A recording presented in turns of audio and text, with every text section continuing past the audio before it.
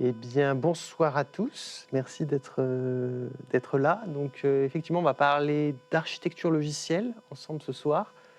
Il y aura un peu de théorie et un peu de pratique pour montrer un peu de code, un peu à quoi ça ressemble concrètement.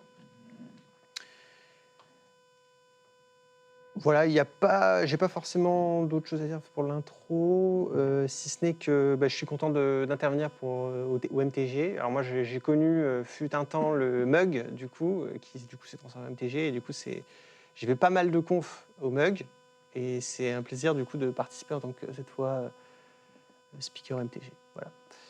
Donc en 2 mots, si vous ne me connaissez pas, donc je m'appelle Pierre Gillon, donc ça fait à peu près 15 ans que je fais du développement, principalement sur les technos .NET et le langage C#. Côté front, un peu de framework JS, Angular et React. Ça fait 5 ans, bientôt 6 ans, que je travaille essentiellement dans l'écosystème Startup Scale-up. Donc sur Lyon, j'ai travaillé avec plusieurs startups, dont notamment Agicap, on va dire ma plus grosse expérience là-dedans. Et depuis 2 ans, du coup, je suis passé freelance. Voilà globalement. Je fais partie de l'association Hack Your Job, qui aide les salariés en CDI à se lancer en tant que freelance. Il y a pas mal d'événements qui sont organisés sur la communauté lyonnaise, sponsorisés par Hack Your Job, et aussi des unconférences, si ça vous intéresse. Il me semble qu'il y en a 4, par an, il me semble. La prochaine, d'ailleurs, est début décembre, très très bientôt. C'est quand? C'est le 13? Le 12-13? Bon, je sais plus. Ouais. Donc en fait, la Unconférence, donc c'est des formats plutôt libres, où en fait les personnes qui viennent à la conférence sont potentiellement les speakers qui vont présenter des sujets. Donc en début de journée, on brainstorm un peu les différents sujets intéressants. Ça peut être de la technologie, ça peut être des pratiques, etc. Et puis ensuite, on s'organise en petit atelier, on distribue les salles. Et les personnes qui sont un peu à l'initiative du sujet peuvent présenter des sujets qu'elles ont à dire sur des tests, du TDD, je ne sais pas, soit même venir à l'atelier pour contribuer et apporter son expertise ou apporter un angle de vue un peu différent. Voilà. Donc c'est un format que moi j'aime beaucoup.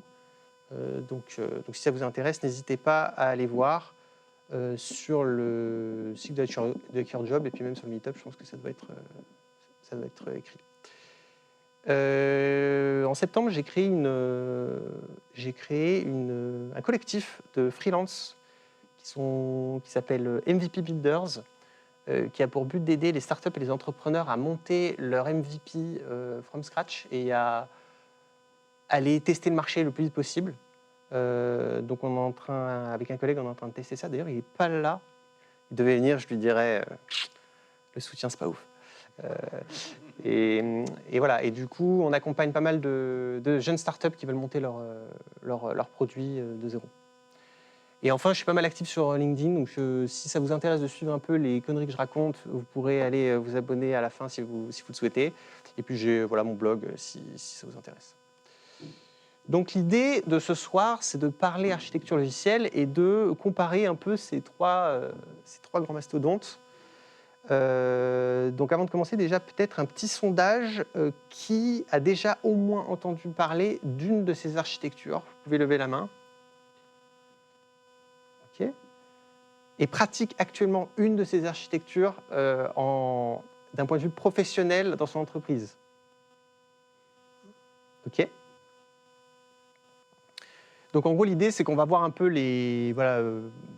théoriquement un peu les différentes architectures, et après, on va prendre un même domaine fonctionnel et on va regarder ce que ça donne concrètement avec du code dans chacune des architectures pour réaliser le même périmètre en termes de fonctionnalité.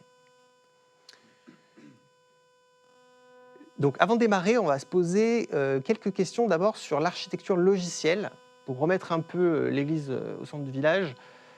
Parce que dans le domaine de l'IT et dans le dev, les métiers d'architecte, ça peut avoir plusieurs sens. Donc aujourd'hui, il y a en gros 2 types d'architecture. On a les architectures qui sont plutôt orientées SI, donc plutôt très haut niveau. Donc là, j'ai pris un exemple assez classique. On peut commander des produits avec des commandes, du shipping, etc. Un gros bus pour échanger des messages et potentiellement des services techniques de type envoi de mail, etc. Donc ça, c'est des architectures très haut niveau. Donc ce n'est pas spécialement ce qu'on va creuser aujourd'hui. Ce qu'on va creuser, c'est un zoom sur un composant particulier, un service. Par exemple, là, j'ai pris comme exemple une API REST.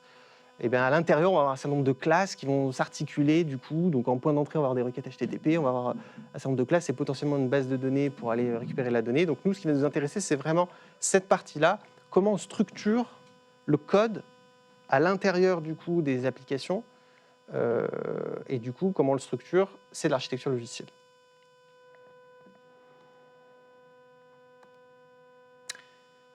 Alors, la première question philosophique, c'est pourquoi on a besoin de faire de l'architecture logicielle parce qu'on pourrait très bien se dire que finalement, c'est accessoire et que par moment, on n'en a pas besoin. Et du coup, la principale raison, c'est pour combattre ce qu'on appelle l'entropie logicielle. Donc l'entropie, je ne sais pas si vous savez ce que c'est, mais en gros, globalement, c'est la deuxième loi de la thermodynamique et qui consiste à dire que tout système isolé ne peut que augmenter, l'entropie ne peut que augmenter ou rester constante. Et en gros, dans le logiciel, on a un peu cette vertu, cette même propriété, c'est qu'on est vraiment en vase clos. Le code, si on ne le manipule pas et si on le fait pas évoluer, il reste stable et du coup, on a une entropie stable. Par contre, à chaque fois qu'on va le modifier, souvent pour ajouter des fonctionnalités ou en modifier, et ben, du coup, ça augmente le niveau d'entropie du système. On fait un parallèle dans l'architecture logicielle de l'entropie avec la complexité. Globalement, la complexité du code qu'on gère augmente progressivement, qu'on le modifie, qu'on ajoute des fonctionnalités, etc. Si on prend un exemple simple, on veut développer une application qui permet de récupérer la température de Lyon maintenant et l'afficher dans une application console. En gros, ça sera 10 lignes, 20 lignes de code. La complexité, elle est extrêmement faible. Il n'y a vraiment rien de particulier. Et du coup, l'architecture a moins peut-être d'intérêt là-dedans. Par contre, si on commence à vouloir se connecter à plusieurs services, plusieurs API REST, on va avoir peut-être des systèmes de retry, on va avoir, finalement l'appli console, c'est pas très pratique, on va se faire une petite API REST, une petite appli mobile, etc. Et bien plus on augmente les dépendances, les fonctionnalités, et plus ça devient complexe. Et gérer la complexité, c'est ça, en fait, faire de l'architecture logicielle, c'est être en capacité de poser un cadre pour gérer la partie complexe. Alors, vu que je parle beaucoup, je vais tout de suite prendre ma petite bouteille d'eau.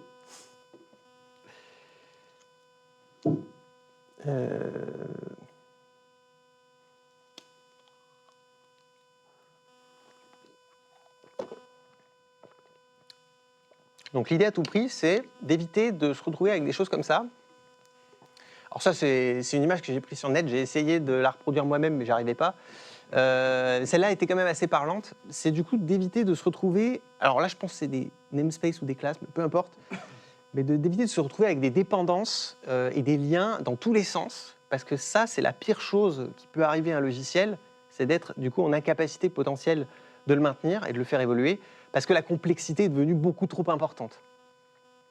Donc il y a plusieurs types de complexité. Il y a la complexité essentielle, donc c'est la complexité minimale requise pour adresser un problème métier. Donc là, demander la météo, ce n'est pas un problème très complexe. Par contre, calculer les impôts sur la base de tous les critères qui existent aujourd'hui, c'est un système où le métier est un peu plus complexe. Et du coup, la complexité essentielle, c'est le minimum qu'il nous faut pour adresser le métier. Et après, il y a la complexité accidentelle, qui est que pour adresser du coup, ce métier, du coup, on a besoin de mettre en place du code, des frameworks, des libs, etc. Et que ça, pour le coup, on a la main là-dessus. Et si on ne fait pas attention et qu'on n'en prend pas soin, eh bien on additionne du coup les deux complexités, qui est la complexité accidentelle et essentielle, et on se retrouve avec des complexités qui deviennent ingérables. Donc l'architecture, voilà, ça sert à gérer cette complexité. Donc, ok, on voit à peu près pourquoi, puisque du coup, il faut combattre de l'entropie et la complexité, mais du coup, concrètement, en quoi l'architecture logicielle nous aide à combattre l'entropie? Eh bien, en gros, ça sert à poser des règles et poser un cadre. Plus on va avoir de classes, plus on va avoir de fichiers, et plus ça va être un gros bordel.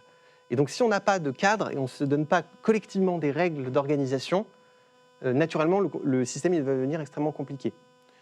Donc, l'objectif, c'est de donner des règles, de donner un cadre pour réduire cette complexité accidentelle au minimum. Il y a des objectifs en termes de gestion et des bonnes pratiques d'architecture logicielle.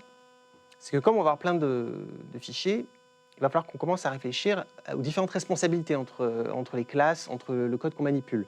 Donc l'un des objectifs de l'architecture logicielle, c'est de séparer les différentes responsabilités, d'être en capacité de réduire un maximum le couplage du coup, entre les classes, entre les concepts et les dépendances qu'il y a entre chaque concept.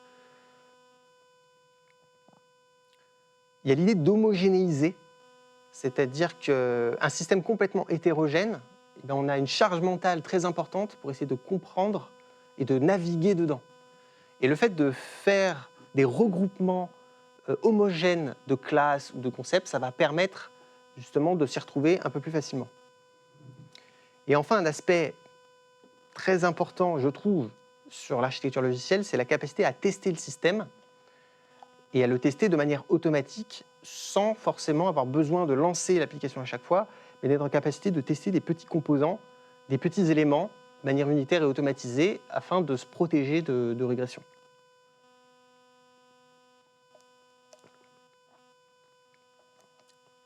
En gros, si on résume, les objectifs, c'est de pouvoir naviguer facilement dans le code, quand il y en a beaucoup, et c'est de pouvoir maintenir et de faire évoluer vraiment facilement le code. Donc ça, c'est vraiment les objectifs de l'architecture logicielle. Et d'ailleurs, la navigation représente souvent plus de 90% du temps où on est sur un logiciel. Donc déjà, un système, une architecture qui permet de retrouver facilement les différents éléments, ça va quand même nous aider énormément dans notre quotidien. Bon, et puis après, forcément, maintenant, ces évolutions, c'est évident. Il y a peu de systèmes où on supprime du code. Donc on fait souvent en ajouter ou en modifier. Donc c'est important d'être en capacité de gérer ça. Ok, donc on a de l'entropie avec de la complexité. On va faire une architecture qui va nous permettre de découper le système, etc., de pouvoir gérer cette complexité. Mais là, je vais vous parler d'hexagonal, de clean et de vertical slice. Mais est-ce qu'il n'y a pas déjà des architectures qui existent aujourd'hui et qui marchent ou tentent en tout cas de répondre à ces problématiques? Alors il y avait besoin d'un quiz. Du coup, est-ce que quelqu'un connaîtrait une architecture qui est antérieure du coup à l'hexagonal, la clean, etc., et qui sert à tenter de commencer à apporter des réponses à comment on s'organise dans une codebase qui grossit? T'as dit? 3 couches. Le 3 couches, ouais. Ça serait quoi les 3 couches? Donc, la couche de présentation, la couche de métier, la couche de data. Exactement, et ce modèle, il s'appelle l'architecture n-tiers. Oui, Du coup, le n-tiers qu'on connaît à peu près tous, je pense que vous avez tous à peu près travaillé sur un projet n-tiers, puisque c'est un peu les fondements et les premières réflexions de, voilà, on commence à regrouper du code finalement lié à la vue plutôt en haut, lié au métier au centre, et du coup à la donnée. Voilà. Donc effectivement, le premier héros qui est sorti un peu du bois dans les années 90 pour essayer d'apporter des premières réponses, c'est le n-tiers. Sauf qu'en fait, si le n-tiers marchait, on n'aurait pas inventé toutes les autres architectures qui existent aujourd'hui, notamment l'architecture hexagonale, qui est quand même un gros fondement. Donc, le n-tiers ne fonctionne pas tout à fait. Et vraiment pas tout à fait, parce que c'est un fondement important du coup, dans les réflexions des autres types d'architectures qui sont apparus. Et du coup, je trouve que c'est intéressant de se pencher 2 secondes sur le problème du n-tiers. Donc, le N tiers, on a une couche présentation, on a une couche business et on a une couche data. Voilà, on a une base de données en bas, puis on a un flow d'exécution qui est comme ça. Et la manière dont on construit le code, les dépendances sont souvent comme ça. C'est-à-dire qu'on a la couche présentation qui dépend du coup de la couche business qui dépend de la couche d'accès aux données, puis la couche d'accès aux données qui dépend de la base de données, en tout cas du format de la base, etc. Et en fait, ça pose un petit problème, notamment ici. C'est que vu que la couche business, elle connaît la couche data, et bien lorsqu'elle va essayer de charger des données pour faire des traitements, il va y avoir nécessairement des petites choses qui vont remonter dans la couche business, des problématiques techniques, et ça peut poser problème. En gros, il y a un concept qu'on appelle l'infiltration ou le leaking qui consiste à dire que voilà, on va avoir des problématiques de données qui remontent dans la couche business. Donc par exemple, on a besoin de connection string, on a besoin de sérialisation, de lock, de persistance. Et bien, si la classe qu'on utilise dans la couche de données nécessite qu'on le manipule d'une certaine manière, on va être obligé de se conformer à cette classe et donc de faire rentrer ces problématiques d'initialisation, de connexion, toutes ces problématiques techniques vont remonter du coup dans le business, dans la couche métier, et on va avoir à la fois des règles métiers et à la fois quelque chose qui pilote un peu la partie donnée. Donc ça crée une sorte d'illusion de séparation, puisque finalement, on a quand même des problématiques techniques qui apparaissent un peu de partout, et en plus, cette illusion cache en réalité un couplage qu'on crée progressivement entre les couches. Ce qui fait que le jour où on veut faire changer cette couche data ou faire évoluer, on commence à travailler dedans, à retirer, à débrancher des choses, et puis là on se rend compte qu'il y a tout qui explose dans la couche business, et on se dit mais c'est quand même bizarre, puisque les couches sont censées être complètement indépendantes, et du coup elles ne sont pas indépendantes, elles sont du coup couplées. La solution à cette réflexion, elle est arrivée bien avant l'hexagonal. C'est-à-dire déjà dans les années 90, il y avait déjà des gens qui avaient trouvé des solutions pour sortir de ça. Mais disons qu'avec l'arrivée de l'architecture hexagonale, ça s'est un peu accéléré, on va dire. En gros, la solution elle peut paraître simple, mais il suffit de retirer cette dépendance. Bonsoir. En gros, il suffit de retirer la dépendance en se disant celle-là, on ne la veut pas, et du coup de la mettre dans l'autre sens. En disant finalement, c'est notre couche de données qui va référencer la couche business. Si on change d'ordre le graphe, en fait, ça donne ça.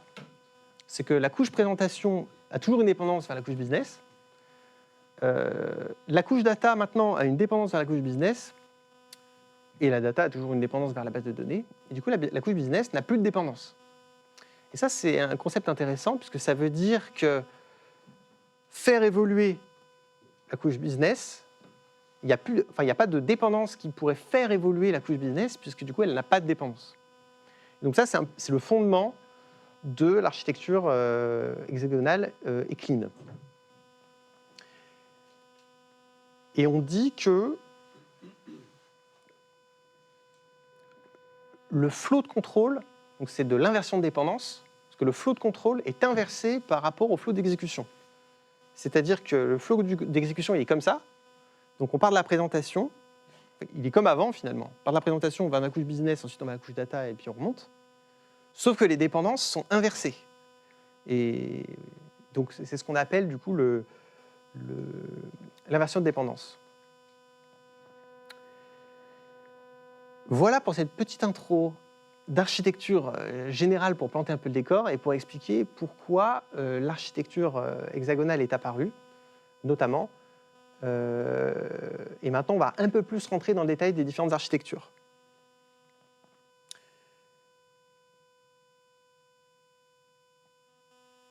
On va continuer peut-être un petit questionnaire. Du coup, qui est à l'aise avec l'architecture hexagonale aujourd'hui? Donc déjà, qui connaît l'architecture hexagonale dans la théorie, on va dire? Et qui l'utilise au quotidien dans ses applications? Ça marche. Donc, l'architecture hexagonale, donc là, on va faire un peu de théorie, puis après, on va passer à la pratique où je vous montrerai un peu plus de code. Donc, son vrai nom à l'architecture hexagonale, c'est l'architecture Port and Adapter Architecture. Donc, elle a été faite en 2005, enfin, elle a été un peu, on va dire, normalisée, officialisée en 2005 par Alistair Cockburn. Ça faisait 2 ans, je crois, qu'il réfléchissait à comment l'appeler, etc. Donc, on va dire 2003-2005, un peu la réflexion.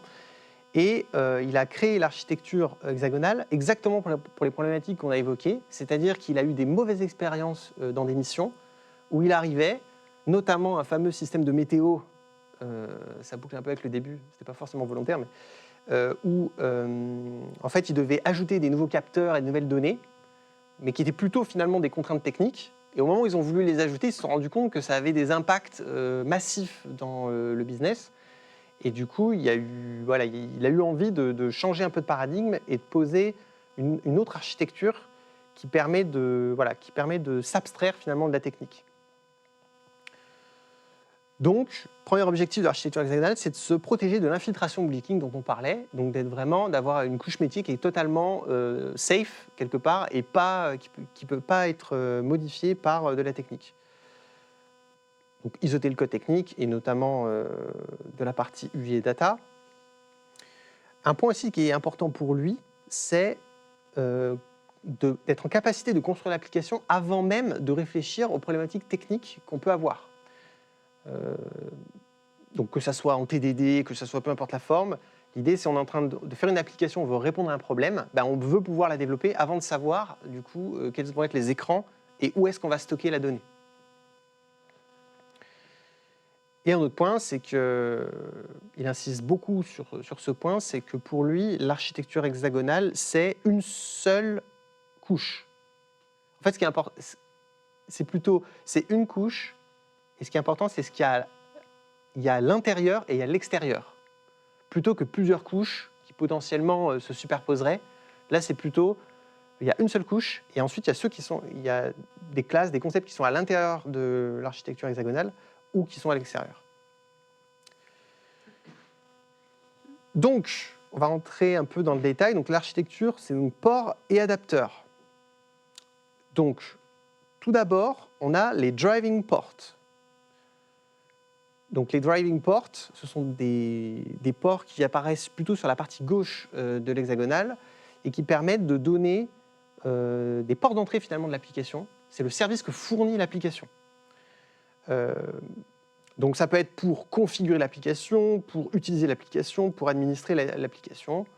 Donc c'est une porte d'entrée qui permet de demander à l'application un service. Donc ce qu'on appelle le driving port. Et de l'autre côté, on a le driven port. Donc c'est l'inverse. Ce sont des ports qui demandent, qui indiquent à l'extérieur ce dont a besoin l'application pour fonctionner. Donc pour obtenir des données, par exemple, pour notifier des systèmes, ou pour contrôler d'autres choses. Donc les ports, c'est un élément qui est central parce que c'est la frontière finalement entre l'intérieur, qui va contenir le métier applicatif et les règles métiers, et l'extérieur qui est de la technique.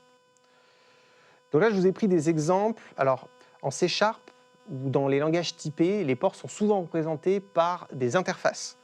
Donc en classique .NET, ça peut être par exemple un e-cancel order, e-purchase product, e-reschedule meeting. Donc ce sont des actions qu'on va pouvoir demander à notre application de réaliser. Alistair, lui, il a un autre style d'écriture des interfaces, mais qui revient strictement au même. Il dit juste for cancelling, for purchasing, etc. Et de l'autre côté, on a les driven ports. Et là, c'est plutôt, j'ai envie d'obtenir quelque chose de l'extérieur. Donc je veux obtenir des données, donc les fameux repositories. Je veux envoyer des mails, par exemple, ou je veux envoyer des notifications. Voilà, puis on a la syntaxe équivalente côté Alistair.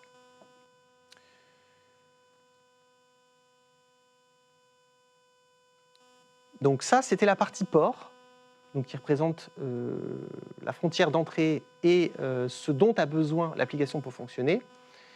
Et maintenant, on va parler des adapteurs. Donc de la même manière qu'on avait des driving ports, on va avoir des driving adapteurs qui, eux, vont utiliser tout simplement les driving ports et qui vont piloter l'application. Et de l'autre côté, on va avoir des driven adapters qui, eux, vont implémenter ce dont l'application a besoin. Alors la terminologie dans l'architecture hexagonale, elle a pas mal évolué. Notamment au début, on parlait de primary à gauche et de secondary à droite. Plus récemment, c'est la forme plutôt finale là qui est utilisée avec le fameux driving et driven. Alors, je trouve que ce n'est pas forcément plus clair, mais on pourra en revenir après.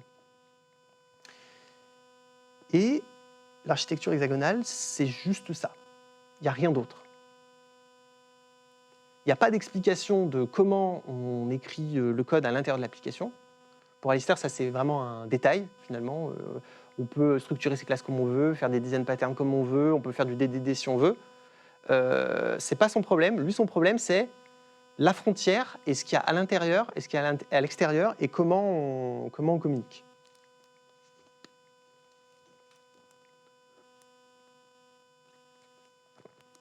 Donc maintenant, on va prendre un cas un peu plus concret pour voir comment ça s'articule sur une API, par exemple. Donc là, on a une API REST, donc à gauche, on a des requests qui vont rentrer, et puis à droite, on a une base de données pour aller stocker ou charger de la donnée. Donc quand on fait une application hexagonale, le premier truc qu'on pose, c'est l'hexagone en plein milieu, du coup, qui va contenir nos règles métiers, applicatives, etc. On va avoir nos ports, donc on va avoir le driving port à gauche et le driven port à droite qu'on a vu. On va avoir un driving adapter qui va se brancher et qui va utiliser le driving port. Ce driving adapter, il va recevoir la requête HTTP et il va pouvoir appeler le driving port. De l'autre côté, on va avoir le driven adapter qui va implémenter le driving port et qui, lui, va faire l'appel à la base de données. Si on remplace les termes, on obtient à peu près ça dans le code. C'est-à-dire que notre contrôleur HTTP, c'est lui qui reçoit la request et qui va appeler le use case, le port à appeler, enfin, en tout cas le service que l'application veut rendre. Et à un moment donné, si l'application a besoin de charger de la donnée, du coup, elle va utiliser le e-repository qui, lui, est implémenté par un adapteur et qui va donc faire une requête à la base de données. Donc l'hexagonal, en gros, s'arrête là. On peut quand même imaginer l'intérieur, qui du coup la partie métier de comment on va gérer le traitement. Donc là, j'ai pris un exemple où du coup j'ai pris un use case qui du coup implémente le port, qui va utiliser potentiellement des entités. Donc les entités sont des objets métiers qui ont des règles, voilà, qui gèrent un peu les règles métiers. Et le use case, il peut du coup avoir en référence du coup un repository pour aller charger de la donnée et pour faire du coup son traitement. Voilà comment ça s'articule. Donc le contrôleur, c'est la partie driving, puisque c'est ça qui va piloter l'application. Et le driven, c'est la partie repository qui doit se conformer au port du repository qui est exposé par l'application. Ce qui est assez puissant avec l'architecture hexagonale, c'est que si on retire tout, on se retrouve donc avec juste l'hexagone. Et puis on peut brancher autre chose. Et on peut notamment brancher des tests. Donc on peut se dire, bon, finalement, je vais faire un autre adapteur qui va appeler mon application. Et puis à un moment donné, l'application va avoir besoin de charger des données, et je vais lui fournir moi-même une implémentation fake, et je vais être en capacité de tester le comportement de l'application dans un environnement qui est complètement isolé des problématiques techniques.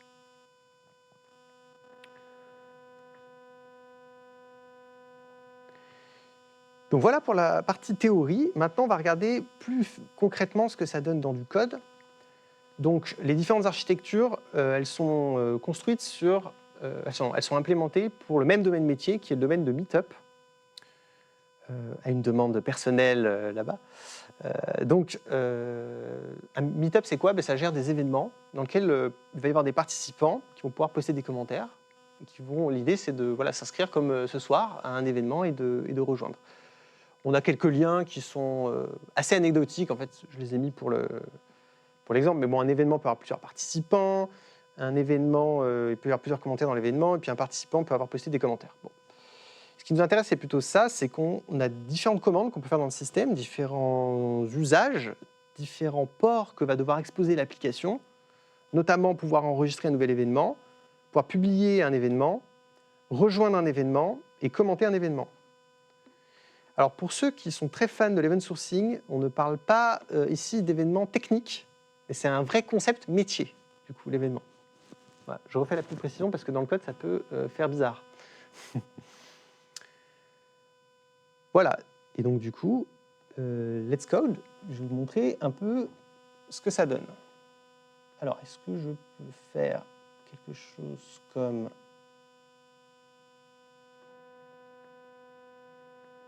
ça et ça? Est-ce que vous voyez à peu près bien mon écran avec le code? Alors, je n'ai pas encore montré de code, mais bon, je prends ça pour un oui. Alors, donc là bon, j'ai ma solution, j'ai mis des tests qui permettent de tester les différents types d'architecture. On ne va pas forcément rentrer dans le détail là-dessus.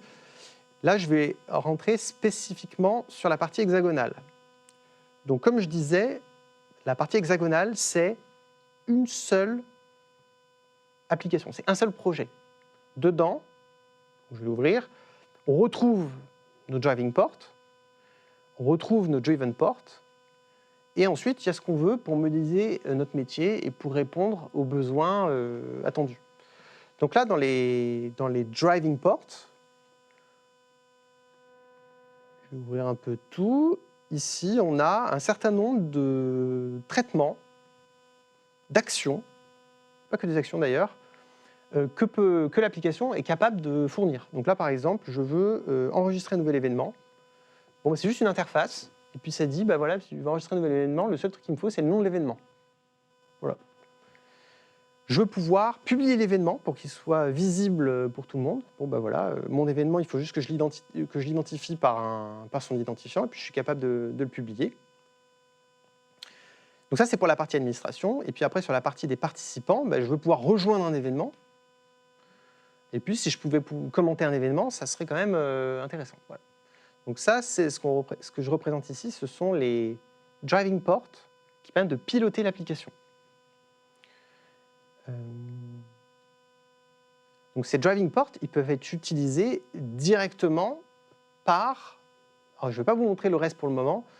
Ils peuvent être utilisés directement par les driving adapters. Donc là, j'ai quelques driving adapters qui les utilisent. Donc j'ai une API qui permet du coup d'appeler les différents points. J'ai une application console et j'ai des tests. Donc si je prends par exemple l'application console, on va voir un peu ce que ça donne. Donc là, j'enregistre mes différentes applications, etc. Et ici, je peux récupérer mes ports et je peux les utiliser. Donc ici, si je fais Create Use Case, ici, je peux enregistrer du coup un nouvel événement, voilà, directement. Donc je n'ai pas connaissance de comment ça fonctionne à l'intérieur. D'ailleurs, les types qui sont fournis sont des types primitifs. Donc en fait, voilà, je lui donne un nom et ça me donne un ID, et voilà. Donc je ne sais pas la modélisation. Et du point de vue de l'extérieur de l'hexagone, je m'en fiche. Ce qui m'intéresse, c'est uniquement de pouvoir faire des actions dans mon application et d'être en capacité de voir comment ça évolue. Donc par exemple, si je lance, je crois que j'ai ça là. Si je lance mon appli console, bon, elle fait rien du tout, hein. Mais en gros, ça build. Donc là, ce que j'ai juste fait pour montrer rapidement en 2 secondes le code, c'est, voilà, on me demande une commande, et puis là, pour l'instant, j'ai une seule action possible, bah, c'est créer du coup un nouvel... Alors d'ailleurs, je vais en profiter, c'est pas créer, c'est register. Je vais enregistrer du coup un nouvel événement. Une fois que je l'ai enregistré, bah, j'affiche la liste de tous les événements disponibles. Bon. Donc là, je fais register... Non. Qu'est-ce qui... Non, bonjour.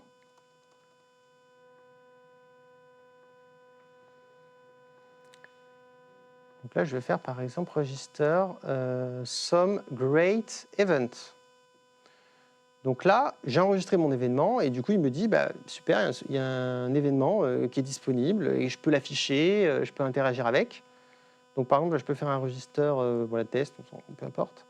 Voilà, j'ai 2 événements disponibles. Et comment j'ai fait pour faire ça? J'ai juste récupéré le port qui permet d'enregistrer un événement et le port qui permet de les lister. Et du coup, je ne sais pas quelle infrastructure technique est derrière. je ne sais pas. Je ne sais pas. Ce que je sais juste, c'est que j'ai des ports qui me permettent d'utiliser l'application directement.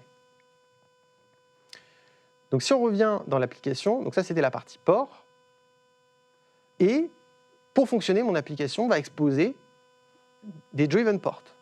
Donc là, j'ai besoin de connaître l'heure, j'ai besoin d'envoyer des emails, et j'ai besoin de récupérer, de pouvoir stocker du coup les différents événements quand on me les crée, quand on me demande de les créer. Voilà. Donc ça, c'est les 3 driven ports qui doivent être implémentés par l'extérieur. Et si je vous montre l'implémentation que ça donne, donc à l'intérieur de l'application, on va vraiment coder les ports. Donc si je prends, je sais pas moi, le register ici, si je vais dans le code, ici, quand je veux enregistrer un nouvel événement, ben, je passe le nom. Donc là, cette classe implémente du coup le port. Et ici, j'ai le code qui permet de réaliser le port. Donc là, par exemple, je vérifie que l'événement n'existe pas déjà, sinon je laisse une exception. Et puis après, je crée mon objet métier. Et puis je sauvegarde cet objet métier dans mon repository, qui est du coup mon driven port. Et du coup, je retourne son ID. Voilà. Donc voilà comment ça se comporte concrètement à l'intérieur de l'application. Et du coup, il n'y a pas de règle. Oups. Il n'y a pas de règle d'un point de vue structure. La structure du code métier, on décide comme on veut. Comme on veut. Là, j'ai fait une sorte d'objet métier, donc event, qui me permet d'avoir mes règles, mais ça peut se structurer de n'importe quelle manière. Voilà, et du coup, après, on peut avoir des cas beaucoup plus compliqués. Par exemple, je peux vous montrer lui. Quand on commente un événement, donc là, il y a un peu plus de café qui se fait. Donc, on a besoin pour ça d'un repository pour charger les événements. On a besoin de l'heure et on a besoin d'avoir ce port qui permet d'envoyer des emails. Donc là, je fais mon traitement, je charge mon événement. Là, ça initialise un commentaire par rapport à celui qui a commenté et le contenu du commentaire. Ça ajoute voilà, le commentaire. Ça sauvegarde du coup mon événement. Et potentiellement, ça va envoyer des mails ici aux différentes personnes qui ont déjà commenté l'événement. Donc là, bon, ça forge un message. Et puis pour chaque mail, ça envoie du coup ça envoie directement les mails. Là. Petit. J'en profite pour corriger du code.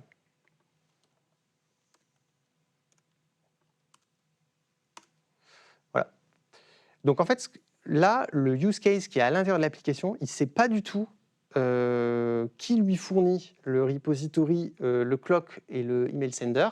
Lui, ce qu'il va juste faire, c'est qu'il va les utiliser et le code métier qu'on lit ici, il ne sera jamais changé, peu importe qui a implémenté ces interfaces. Donc, si ici on passe par SendGrid ou par MailChunk ou Mail, je ne sais plus comment il s'appelle, pour envoyer des mails, le code métier, lui, il s'en fiche complètement. Lui, il veut juste une interface qui correspond à ce dont lui, il a besoin. Donc là, par exemple, l'interface, c'est t'envoies un mail et mon mail, c'est quoi? C'est from to subject content. C'est d'ailleurs même des strings.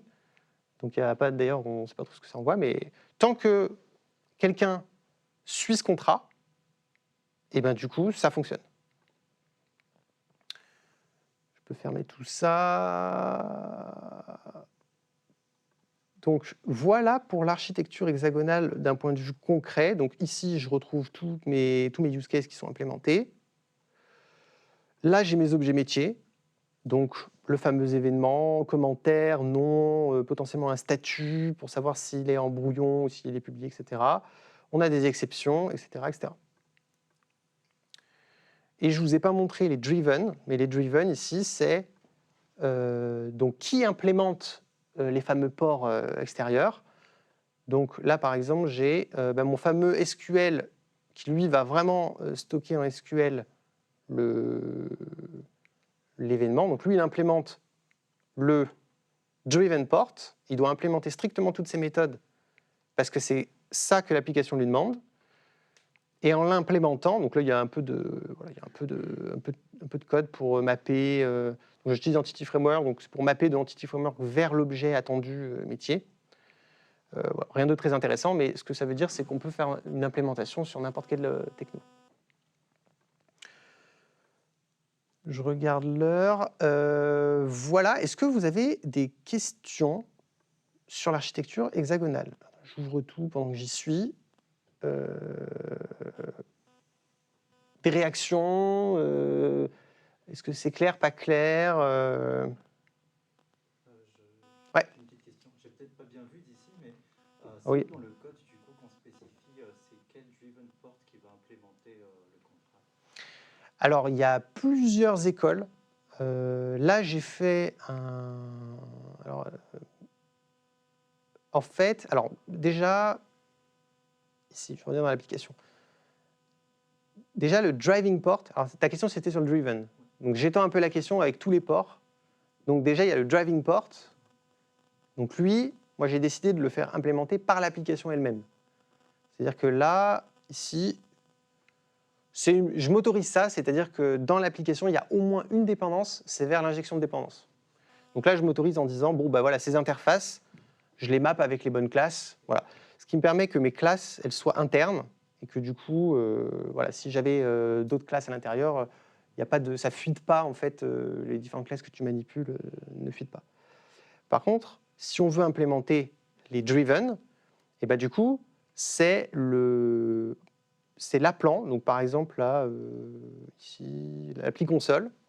Pour fonctionner, elle va appeler le register application. Donc, c'est le code qu'on vient de voir là. Et elle va ensuite appeler. Alors, c'est un peu comme on veut. Soit elle peut le référencer directement ici. Donc, elle dit bon, bah, j'ai besoin d'un repository. Donc, je vais dire bon, bah, je vais ajouter mon repo avec un stub. Bah, voilà, avec ça, par exemple. Bon. Je ne sais même pas si c'est bon. Mais elle peut directement le déclarer là. Ou après, tu peux centraliser ça dans d'autres projets. Donc là, par exemple, j'avais fait carrément un projet, mais ça, c'est pas obligatoire, un gros projet in-memory qui, lui, a tous les driven in-memory implémentés.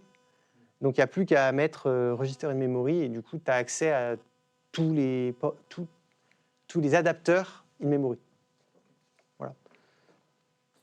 Mais c'est plutôt de la responsabilité du driving de dire ce qu'il veut pour que l'application soit correctement initialisée. Donc l'appli console, l'API. Alors, je n'ai pas montré, mais même les tests. Ouais, tout à fait. Driving adapter, ouais. J'avais une question Ouais. sur, parce que j'ai plutôt l'habitude de voir avec un application service, du coup, parce que supposons que l'ensemble de ton traitement doit être dans une transaction. Ouais. Du coup, c'est plutôt sur l'application service qui va porter ça. Là, du coup, comment tu le... Bah, ça dépend.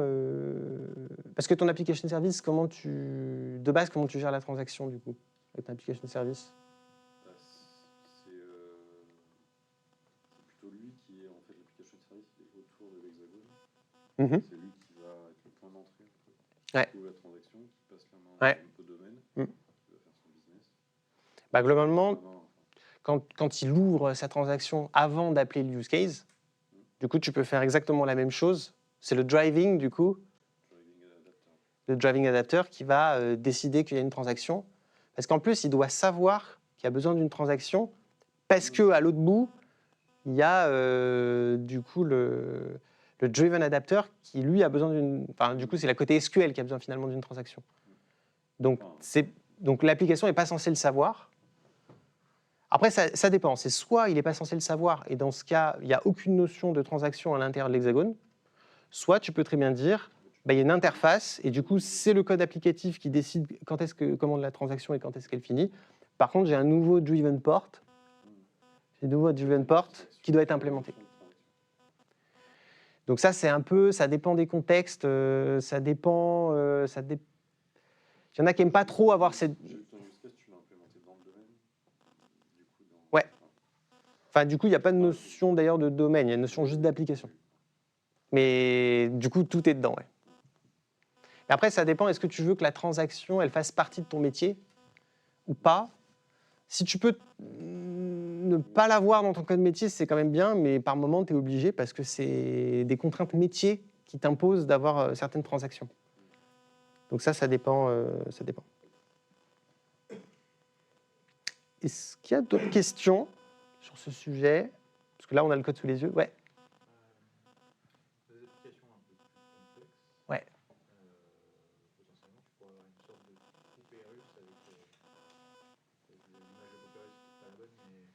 hexagones de partout? Alors, tu peux potentiellement avoir plusieurs applications.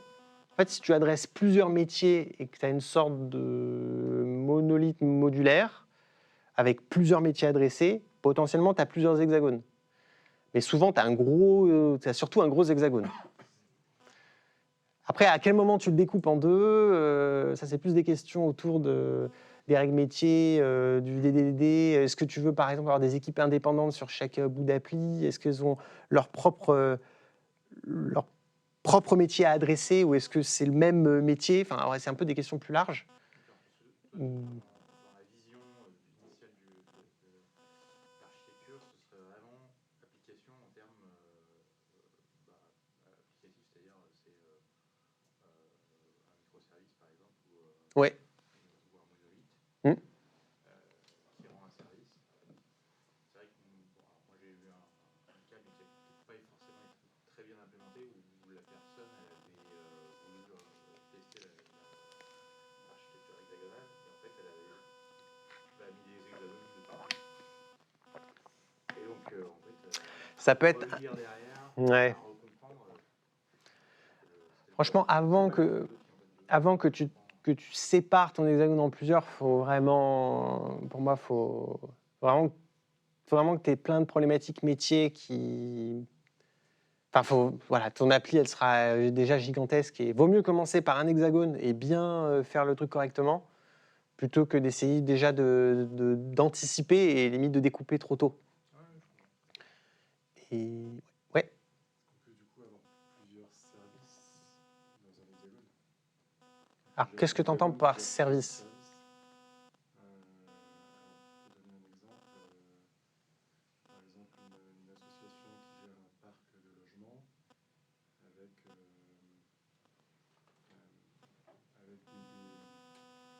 des gens qui peuvent s'inscrire et être logés dans ces logements-là. Donc là, il y a la gestion du parc de logements, il y a également la gestion des inscriptions au logement. C'est deux services différents. Donc pour moi, c'est deux services métiers différents. Du coup, pour continuer la discussion, est-ce que tu mets tout dans un même hexagone ou tu les sépares? Alors pour moi, si c'est deux métiers différents, c'est deux hexagones différents. C'est deux applications différentes qui ont deux raisons d'être différentes et qui ne fournissent pas le même service. Donc typiquement, les ports, la manière dont ils vont être structurés, ça sera des applications différentes. Et par contre, tu pourrais avoir un microservice avec les deux applications dedans. Donc là, tu aurais carrément deux hexagones qui vivent. Mais là, dans ton cas, tu étais déjà en mode, il y a plutôt deux services différents, en termes au sens... Des services métiers différents, mais qui gèrent des mêmes entités métiers, des logements et des... Ça, c'est le diable se cache dans les détails. Est-ce que c'est vraiment les mêmes logements? Est-ce que c'est vraiment le même métier? Est-ce que c'est... Alors, mais pour moi, si c'est vraiment des domaines métiers différents, avec des experts métiers différents, avec des équipes différentes, pour moi, c'est deux services différents. Par contre, ils ont forcément besoin de bien collaborer, ces deux services. Donc, tu as une communication qui va s'effectuer par bus, par ce que tu veux, pour maintenir une cohérence, pour que l'utilisateur, lui, ne sente pas spécialement que c'est vraiment une rupture entre le service A et B. Mais pour gérer la complexité, on a envie de justement recentrer le métier vraiment... Enfin, si c'est des métiers différents, pour moi, c'est des hexagones différents. C'est un exemple touchy quand même. Alors là, l'exemple, il est marrant parce que où les bâtiments, en gros, c'est parce qu'on va les confier à des entreprises qui vont créer des bâtiments et là, on est dans le métier de la construction.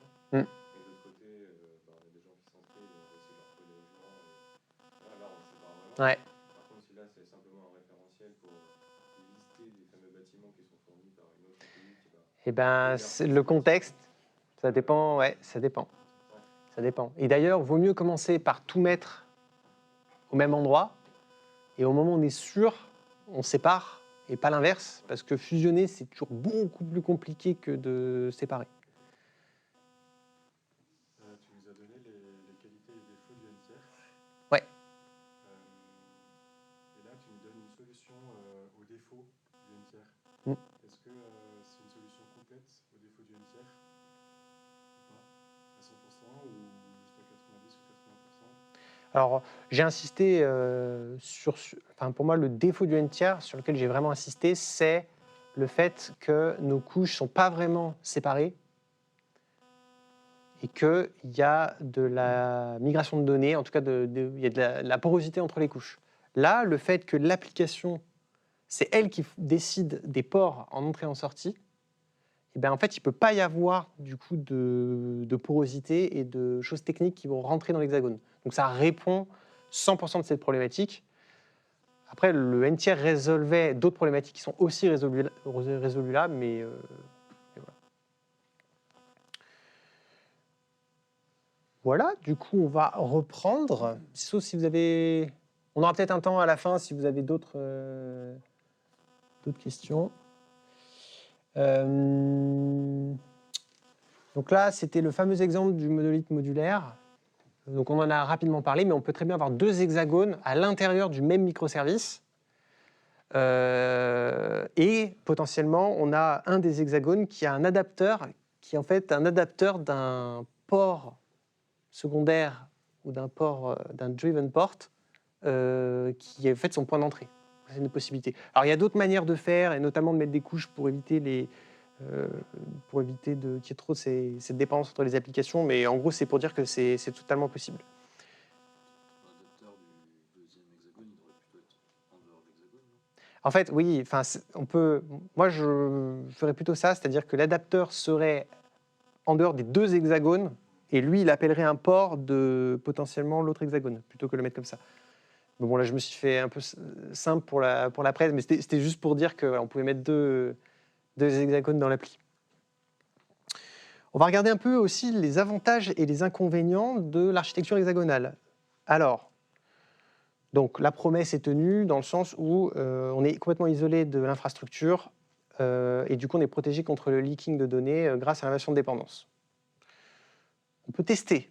Alors, je ne vous ai pas montré d'ailleurs en plus les tests, mais on peut tout à fait tester hyper facilement l'hexagone et même piloter le développement par les tests, si on le souhaite.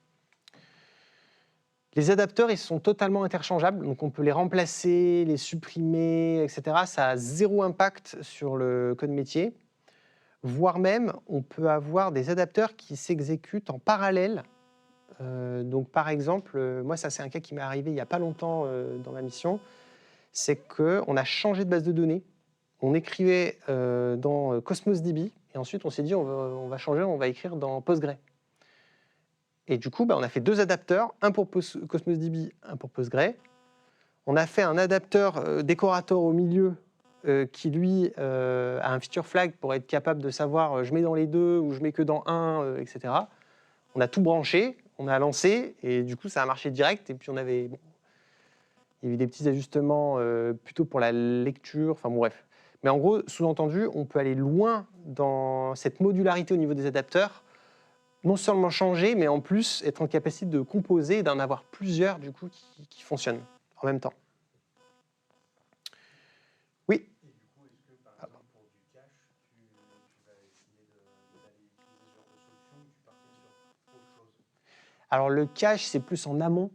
Moi, je le vois plutôt en amont du service. Donc avant que tu arrives jusqu'à la couche applicative.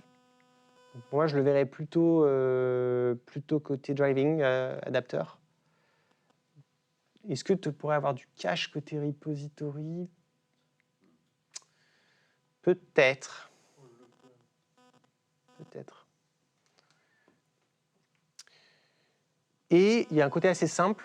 Alors là, j'avais créé d'autres projets, notamment pour centraliser les adapteurs primaires ou driving adapteurs. Mais au moins, ce qui est simple avec cette approche, c'est qu'on a une couche applicative et on a tout dedans. On a nos ports, on a tout notre code métier. Et voilà. Et du coup, au moins, on a une seule chose à gérer. Alors, dans les inconvénients, on a des abstractions. Donc déjà, on a des ports à déclarer partout, à chaque fois qu'on veut soit faire entrer de la donnée, soit permettre quelqu'un d'interagir avec le système. On a un code simple, mais on a un jargon technique. Moi, je trouve que le jargon de l'hexagonal architecture est quand même assez difficile. Maintenant, on utilise driving driven, mais je trouve que c'est pire qu'avant, parce que du coup, avant, c'était primary, secondary, et au moins, les mots étaient relativement différents, alors que là, driving driven, on peut rapidement se perdre.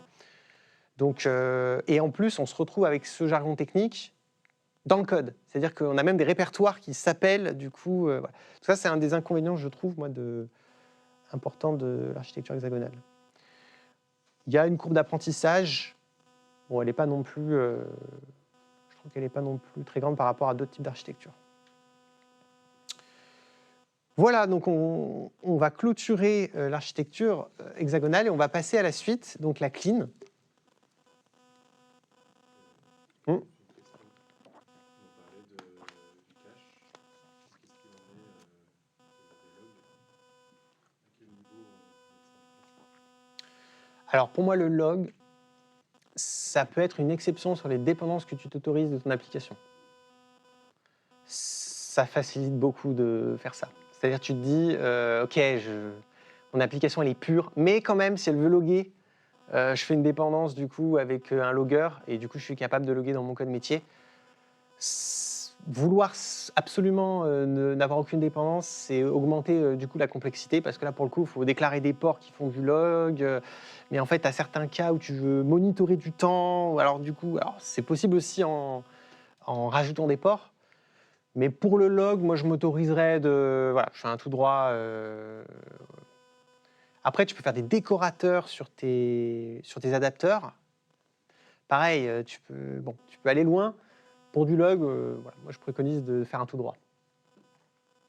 On peut revenir doucement sur le dernier slide, s'il vous plaît. C'est pour convaincre de ne pas le faire. Donc maintenant, on va passer à la cleanarchy. On va faire un petit tour de table rapidement. Qui connaît ce qu'est la cleanarchy? Vous pouvez lever la main. OK. Par théorie, oui. Par théorie. Oui. Et qui utilise la cleanarchy au boulot? Ouais. c'est ça le. Est-ce que son autre nom, c'est architecture oignon? C'est autre chose? Non. Enfin, alors, on va voir. Du coup, en fait, la cleanarchy, ça a été créé par Uncle Bob en 2012.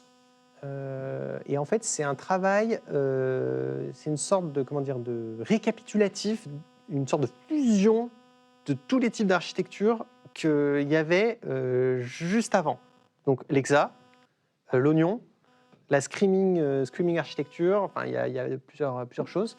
Et du coup, il a essayé de synthétiser tout ça pour en faire... C'est des anneaux pour les binder tous, pour en faire vraiment une seule architecture, avec les principes fondamentaux, tous les principes. C'est de regrouper un peu tous les principes. Comme il le dit lui-même, c'est une tentative d'intégrer, donc ça prouve qu'il n'est même pas sûr qu'il a réussi, mais en tout cas c'est sa volonté. Donc ça repose aussi sur l'inversion de dépendance, donc c'est vraiment très proche de l'architecture hexagonale. La différence, c'est qu'on va couper du coup notre architecture en couches concentriques, avec comme contrainte que les couches ne peuvent que pointer vers l'intérieur. C'est-à-dire qu'au centre, on va avoir une couche qui n'a aucune dépendance, et puis après, plus on va s'éloigner, plus elles pourront dépendre que de l'intérieur, et plus on s'éloigne, et plus du coup ça dépend que de l'intérieur. Donc on retrouve tout au centre la partie entities. Donc l'entities, c'est les objets, structures contenant les règles métiers qu'on dit pures. Pures, ça veut dire qu'ils sont valables pour tous les cas d'utilisation, pour toutes les règles métiers, pour toutes les fonctionnalités qu'on va implémenter. Il y a des règles qui sont les mêmes pour tout, donc on va plutôt les mettre ici. Ensuite, on a une deuxième couche qui est la couche des use cases. Donc ça, c'est la couche applicative. On va retrouver les règles métiers qui sont applicatives, donc spécifiques à un use case. Et ça permet d'orchestrer le flux entre ce qui vient de l'extérieur et les entités. On a ensuite interface adapteur qui lui convertit soit des données d'affichage, soit des données les données qui viennent de stockage vers les use cases. Et en dernier lieu, on a toute la partie framework, adapteur, le web. Voilà. L'idée, c'est on met ce qui est très technique très loin, et plus on se rapproche du centre, et plus ça devient quelque chose de métier. Donc ça, c'est la première version de la clean architecture. Et il y a une version simplifiée que moi je préfère, qui est celle-là. En fait, entre les deux, il y a aussi des applications qui ont évolué. Il y a des patterns qui étaient beaucoup utilisés, qui le sont moins, pattern MVP, on s'injecte des présenteurs dans des contrôleurs, etc. Enfin, du coup, ça a pas mal évolué. Et comme les architectures et les besoins ont évolué, bah, il y a une partie qui s'est simplifiée. Donc, en gros, on peut la simplifier comme ça. Il y a au centre le domaine, ou entities, hein, c'est pareil, la couche applicative. Et par contre, au lieu d'avoir une seule couche autour, on en a deux. On a la couche présentation et la couche infrastructure en bas. Voilà. Mais la règle concentrique est toujours d'actualité. Le domaine ne doit dépendre de rien. L'application doit dépendre que du domaine et la présentation peut dépendre de tout. Et pareil pour l'infrastructure. Ça ressemble un peu au modèle MVC, non? Non, parce que dans le mode... alors pardon, j'ai des... Vidéo, Ouais. V, présentation, Ouais. C, contrôleur. Ouais. Oui, ça ressemble. Après, le modèle MVC, c'est un peu différent. Enfin, après, il y a des abstractions MVC, justement. Notamment, tu peux injecter le... Enfin, on en reparlera si tu veux, mais c'est pas, pour moi, c'est pas tout à fait pareil. Mais il y a un peu de ça. Ça me rappelle, je sais, oui, le schéma. Donc, si on reprend notre API et qu'on transforme ce qu'on avait en hexa maintenant en clean, bah, on a au centre, enfin, même pas au centre, on a notre cercle le plus éloigné. Donc, on a le contrôleur d'un côté, on a notre repository de l'autre côté. On sépare les deux. Donc, on a vraiment une couche présentation à gauche et une couche infrastructure à droite. Ensuite, on a nos use cases au milieu et on a notre partie entities au centre. Donc là, j'ai repris à peu près les mêmes briques qu'il y avait côté hexagonal. Donc on voit que ça rentre tout à fait dans une clean, dans une architecture clean. Et d'ailleurs, on dit souvent que l'hexagonal, c'est quelque part les préceptes un peu généraux et qu'en fait, le clean dérive de l'architecture hexagonale en rajoutant des contraintes supplémentaires en termes de couches et en termes d'organisation du code. Là, le contrôleur, je l'ai fait pointer sur un port. Dans l'architecture, dans la clean architecture, il ne parle pas tant des détails de communication, on pourrait tout à fait le faire sauter. Contrairement à l'hexagonal où ça insiste quand même que voilà, les ports doivent être abstraits, ici on pourrait s'autoriser que le contrôleur référence par exemple directement le use case. Voilà. Par contre, repository, on est obligé, sinon ça casse la dépendance. Alright, eh ben on va switcher, je vais vous montrer la différence. Comment qu'on fait comme ça, comme ça. Alors, donc là on avait l'hexagonal, donc on la ferme, et maintenant on a la clean. Donc là on retrouve notre couche application, notre couche domaine, infra, présentation. Donc là si j'ouvre la couche au centre, d'ailleurs est-ce que je peux voir ces dépendances? Je ne sais jamais comment... Oui, bon, ça, c'est OK. En fait, je sais comment je vais faire. Non, je sais. Si je fais ça, diagramme show project dependency.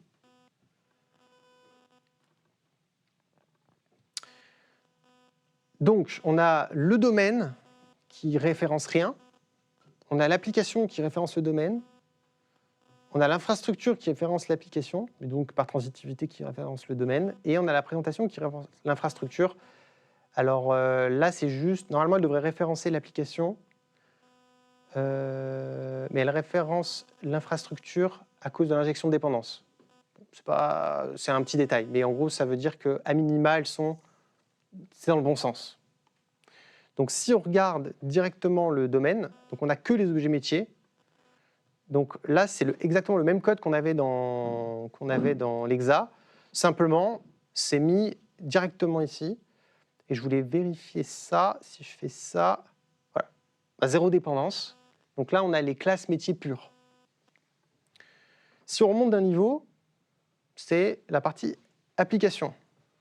Donc là, on va retrouver ici les différents use cases. Et on va retrouver les ports donc, qui vont permettre à l'infrastructure d'implémenter ces différents ports pour que l'application fonctionne. Dans la partie infrastructure, on va retrouver les différents ports implémentés. Et puis enfin, dans la partie présentation, on a la partie... donc là, j'ai quoi? J'ai juste... là, je crois que j'ai du minimal API, donc ça fait ça. Bon, c'est pas très important, mais en gros, c'est les différentes routes pour pouvoir accéder à la partie use case. Voilà. Avec un mapping. Si on a des exceptions qu'on veut convertir en code HTTP, potentiellement on le fait ici. Voilà. Donc foncièrement, c'est pas trop différent de l'hexagonal, si ce n'est qu'il y a une séparation entre domaine et application. Et on a quand même moins de jargon technique. On a moins besoin de signifier les ports externes et ports internes. Voilà. Donc c'est tout. Est-ce que vous avez des questions d'un point de vue code? Ouais. Tu peux juste nous montrer le partie application? Ouais. Merci. Je suis allé un peu vite. Tiens, d'ailleurs, je peux ouvrir... qu'est-ce que j'avais? C'était join. Voilà, donc c'est exactement le même fonctionnement. Ici, on a notre interface qui est dans la partie application, mais qui est implémentée dans la partie infrastructure, avec la version de dépendance. Et ici, voilà, on peut charger notre objet métier, faire notre traitement et sauvegarder.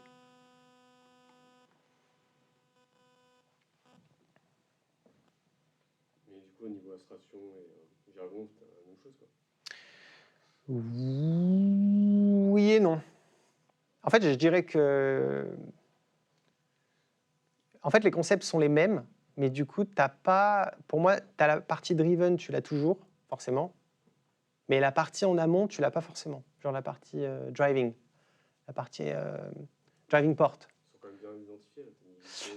Ouais, mais du coup, c'est... En fait, tu n'as plus besoin d'avoir cette terminologie de terminologie de port. En fait, là, c'est un use case qui est disponible de l'extérieur. Foncièrement, c'est un port. Mais ce que je veux dire, c'est qu'on peut se comprendre sans avoir utilisé ces termes. Mais l'hexagone aussi. L'hexagone, je ne sais pas. Dans le code, tu mets drive, tu l'as mis port in pour que ça soit plus facilement identifiable, mais dans l'architecture, rien n'est obligé de faire ça. Pareil, tu n'es pas obligé de faire une interface, ça t'apporte rien dans le port d'entrée. Ça t'apporte uniquement la partie découplage sur tes dépendances de ton Pas truc. pour le port d'entrée. Si, pour les ports d'entrée, par exemple, si ton use case, il s'injecte lui-même un application service, alors c'est un mauvais exemple, mais un domaine service, pour l'utiliser lui-même dans son traitement, en fait, si ton use case il est public, du coup, tu vas être obligé de mettre public ton domaine service, et donc tu vas l'exposer à l'extérieur de ton... Mais honnêtement, c'est du détail, et je suis tout à fait d'accord avec toi. Moi, je ne m'embarrasse pas spécialement avec les interfaces, mais en tout cas, il y a des personnes qui sont un peu plus strictes sur le sujet des ports, en tout cas en hexagone. Ouais, 100% d'accord. Hexagonal, t'imposes pas que ce qu'il y a dans l'application soit pas visible de l'extérieur. Ben si, parce que tu veux qu'ils passent que par les ports, les driving ports. Non, ce qu'il y a dans ton application ne doit pas dépendre de l'extérieur. Alors, C'est pas vrai. Et ben après, c'est plus une question de découplage. Si tu te retrouves à avoir un élément extérieur qui utilise un mapper ou un builder ou des méthodes d'extension que tu as à l'intérieur de ton hexagone, tu crées une dépendance, donc c'est dans le bon sens. Donc ça, je te rejoins, c'est pas trop gênant. Mais c'est un peu gênant dans le sens où tu vas avoir des acteurs techniques qui vont utiliser du code qui n'était peut-être pas à destination d'eux. Et du coup, comme tu crées un couplage, c'est plus dur à maintenir. C'est pas impossible, hein, mais c'est un peu plus galère. Pardon ? J'ai l'impression que c'est une contrainte que tu rajoutes, qui n'est pas dans la définition de base. Moi, dans la définition de l'hexagone, il parle surtout des ports. Il parle surtout des ports et de normaliser la manière dont tu communiques avec du coup ton application et dont elle définit ce dont elle a besoin. Et c'est vrai qu'il ne parle pas, Alistair, il ne parle pas vraiment effectivement, de la visibilité de l'intérieur de l'application. Mais pour moi, c'est plus une réflexion générale autour de, si tu veux rendre ton code le plus maintenable possible, il faut qu'il y ait le moins de dépendance sur des portions de code qui ne sont pas censées avoir. Autant, par exemple... Parce que là, tu l'as dans la clean, tu le fais. Ton présentation dépend transitoirement, par transition, de ton domaine. Oui. Donc, tu peux Oui, l'utiliser. donc là, mais oui. Mais c'est une grande différence, pour moi, entre l'exa et la clean. C'est l'exa, c'est pas... Voilà. Alors, il y a une petite subtilité, c'est que, par exemple, les objets métiers, de toute façon, ils sont utilisés par tes repositories. Donc, en fait, tu as forcément besoin de la visibilité à l'extérieur. Mais le reste, tu peux garder un système où tu partages le moins, bah, c'est plus facile à maintenir. Mais Normalement, pareil sur l'architecture clean, c'est pareil, vu que tu as bien une couche qui fait tout le tour, donc tu n'es pas censé appliquer directement au domaine. T'es pas censé. L'application. t'es pas censé. C'est encore plus marqué justement sur l'hexagonal par rapport à l'hexagonal, où justement il t'invite à ne surtout pas s'adresser directement au domaine. Oui, mais dans la clean, tu peux plus facilement le faire, du coup. Bah non. Ça, c'est intéressant. Si tu mets internal, pareil, je crois pas. Oui, mais vu que tes use cases, ils vont avoir besoin, eux, d'utiliser Oui, tes objets métiers. Dans la partie applicative, ils ne sont pas infra ou présentation. Bon, ça marche, on en rediscute après si tu veux. Ouais. Tout à l'heure, tu as parlé de Mapper. Le Mapper, il a quelle place là-dedans? Alors, ça dépend ce que tu mappes. Pour mapper quoi? Imaginons qu'on prenne une HTTP request avec un modèle en entrée et tu veux le transformer pour ta business. Bah, ta business, il définit du coup, lui, comment il fonctionne. Donc, il définit son port, son use case, comment il a besoin de fonctionner et les entrants. Donc, c'est plutôt l'extérieur qui va mapper dans ton use case. Exemple, là, je crois que c'est le cas. Hein. Si je vais dans présentation, routing, ici, je reçois des paramètres qui viennent là de ma route. Alors, il se trouve que c'est les bons types. Est-ce que j'ai un body là quelque part? Voilà, là je reçois un body parce que c'est un put. Bah, du coup, je déwrap le body pour le passer à mon use case. Quelque part, je fais un mapping simple, je transforme mon body, et j'extrais les propriétés et je les passe à mon use case. Mais je ne vais pas passer mon body à mon use case. Donc le mapping, il est fait avant du coup la partie use case. Et si on dit que le mapping il est fait avant, on a le modèle métier, domaine, on a le modèle en entrée, Ouais. et on veut transformer l'un à l'autre. Qu'est-ce qu'on fait? Est-ce qu'on passe les propriétés du domaine entrée au domaine, ou est-ce que on va mapper au niveau entrée, au niveau présentation, et à ce moment-là, on a accès au modèle du domaine? Bah, l'idée, normalement, c'est de ne pas partager le modèle du domaine. Oui. Parce que le domaine du modèle, il peut évoluer en fonction de notre compréhension du métier. On va se décider de modéliser différemment, etc. Donc, quand quelqu'un veut mapper pour utiliser un use case, eh ben, il n'est pas censé connaître, du coup, derrière le use case, ce qu'il va utiliser. Donc, le mapping, il est fait de la couche présentation vers le use case. Et quand le use case retourne potentiellement une donnée, il remappe ensuite dans la présentation. Donc il y a une transition entre les deux, il y a un Potentiellement, ouais. Ouais. Ouais. Mais du coup, il ne faut pas que ça rentre dans l'application, ça. Du coup, ton use case, là, l'injection de dépendance, elle est faite à quel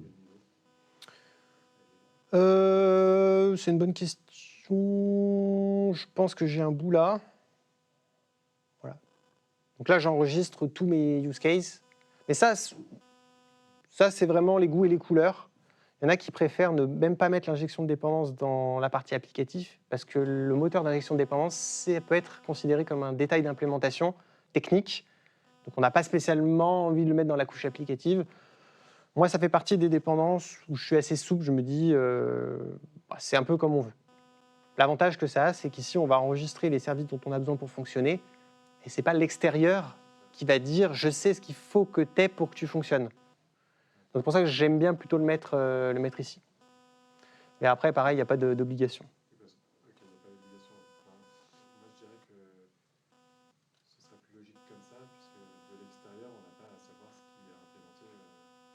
que potentiellement, si on crée des services métiers qui permettent de faire fonctionner 2 agrégats ensemble, 2 objets métiers, on va avoir une nouvelle classe. Donc on va l'enregistrer là, mais elle, on ne l'exposera jamais puisqu'elle sera utilisée par les use cases. Et donc si on la rend publique et que c'est au-dessus qu'on fait l'injection, quelque part, on mélange un peu les choses, quoi.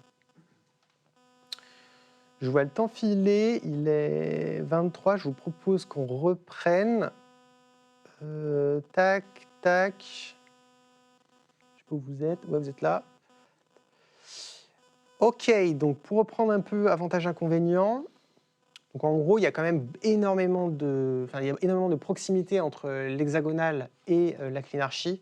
Donc on a quasiment les mêmes avantages-inconvénients, donc testabilité, l'inversion de dépendance. On n'est pas forcément d'accord sur la partie jargon, mais en tout cas, moi je trouve que pour avoir travaillé beaucoup dans différentes architectures hexagonales, en fait, j'ai l'impression que les gens, quand ils font l'architecture hexagonale, ils ont vraiment envie de mettre le jargon, dans le sens où c'est une identité, quelque part, on fait de l'architecture hexagonale. Et du coup, je trouve que ça nuit un peu à la compréhension des choses. Quand ils font de la cleanarchy, pour le coup, ils n'utilisent pas ce jargon. Et du coup, moi, c'est un des avantages que je trouve à la cleanarchy. Le découpage en couches, donc ça permet de mieux séparer les responsabilités, un peu les règles métiers pures des use cases. Donc ça, c'est effectivement un avantage. Il y a globalement une uniformité dans les différentes archis, dans les cleanarchies. Donc on va dans différents projets, il y a des cleanarchies, on va retrouver les 4 couches. On sait se retrouver facilement, donc c'est ça un des intérêts de la cleanarchy. Dans les inconvénients, alors j'ai mis plus d'abstraction, il n'y a pas tant plus d'abstraction, c'est surtout des exemples que donne Uncle Bob sur des cas particuliers. Donc globalement, il y a autant d'abstraction qu'en hexa. Il y a plus de couches à gérer. Donc l'un des inconvénients, c'est que quand on veut gérer une fonctionnalité, on va devoir mettre du code du coup encore un peu plus partout, parce que du coup, on va en mettre un peu dans l'infra, on va en mettre du coup dans l'appli. Puis on va utiliser un objet métier, donc on va aller le mettre dans la couche domaine. Donc le fait qu'il y ait plusieurs couches à gérer, il y a un peu plus, on disperse un peu plus finalement les fichiers. Et il y a toujours l'inconvénient de la gestion des dépendances, parce qu'on a forcément plus de dépendances à gérer. Ouais. Pourquoi on dit plus d'abstraction? On ne peut pas. Plus. Alors, pour moi, il y a autant d'abstractions en hexa. Enfin, en fait, pour moi, l'hexagonal. Parce qu'on avait, j'imagine, qu'on avait les mêmes interfaces. Ouais. La même structure d'abstraction. Mais... Ouais, en gros, pour simplifier, il y a autant d'abstractions. En fait, il y a beaucoup. En fait, il faudrait que tu remplaces plutôt. Il y a beaucoup d'abstractions. Il n'y a pas plus d'abstractions que l'hexa.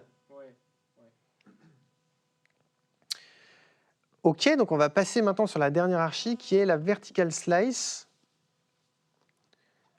Alors, toujours la même question. Levez la main ceux qui connaissent, qui ont entendu parler de la vertical slice. Il y a pas mal. Et des personnes qui l'utilisent dans leur projet. Trop bien. Donc la vertical slice, elle est issue d'une critique notamment de Jimmy Bogard à propos de la clean architecture que j'ai remis ici. En gros, ça dit que la clean architecture, c'est pas mal, mais ça ne s'applique pas, il trouve que ça ne s'applique pas dans la majorité des requêtes qu'on fait dans un système. Il y a beaucoup d'abstractions, et des fois, on n'en a pas besoin. Et d'ailleurs, des concepts qui ne devraient pas être abstraits, et qu'on est obligé d'abstraire, et donc on se retrouve à gérer plein d'abstractions, notamment des fois où on n'en a pas spécialement besoin. Et il dit, on a tendance à faire des architectures qui sont mock-heavy, donc quand on va les tester, on va devoir mettre des mocks dans tous les sens, et pas oublier que du coup on a des adapteurs, mais du coup c'est lequel que j'utilise, celui en mémoire, la version A, la version B, je ne sais plus. Donc voilà, ça peut créer de la complexité, et dans la gestion des dépendances, c'est un peu plus galère. Et donc, lui, ce qu'il a proposé en 2018, c'est sa fameuse vertical slice architecture qui change un peu la donne, qui est en fait l'opposé de la cleanarchy. C'est-à-dire que la cleanarchy est plutôt orientée, on va regrouper des classes autour de concepts j'allais dire technique, pas forcément technique, mais de responsabilité. Donc, des règles métiers pures, on les met à un endroit, des use cases, on les met à un endroit, de la présentation, on la met à un endroit, et du coup, l'infrastructure, on la met à un endroit. Et la vertical slice, c'est l'opposé, c'est-à-dire qu'on va regrouper par fonctionnalité. Donc, on a un peu d'UI, on a un peu de présentation, on a un peu de règles métiers, on a de la donnée et on a des tests potentiellement, on a même du front. Ben, on met tout au même endroit parce qu'on considère que c'est le fait que tout soit au même endroit par fonctionnalité, c'est beaucoup plus facile à gérer. Donc, l'objectif, c'est minimiser les abstractions et c'est d'avoir une approche progressive par fonctionnalité, c'est-à-dire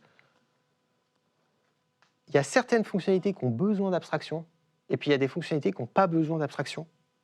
Donc, si je calcule mes impôts à partir de plein de paramètres, je vais avoir besoin d'abstraction parce que je vais avoir un moteur extrêmement complexe, je vais avoir envie de le tester, je vais avoir envie de pouvoir le configurer, donc je vais avoir beaucoup d'abstraction.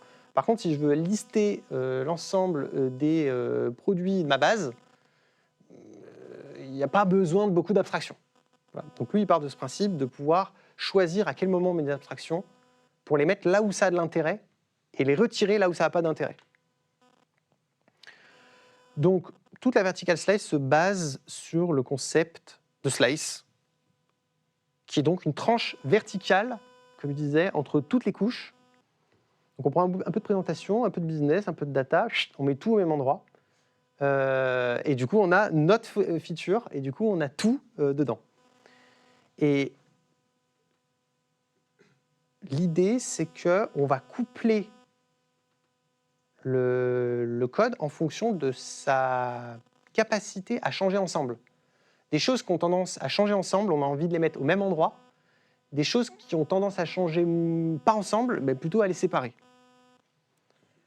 Donc là, on va voilà donc les différentes slices. Donc l'idée, c'est de réduire le couplage entre les slices, mais de maximiser le couplage à l'intérieur du coup de la slice. Et l'idée très importante, c'est que tout est itératif.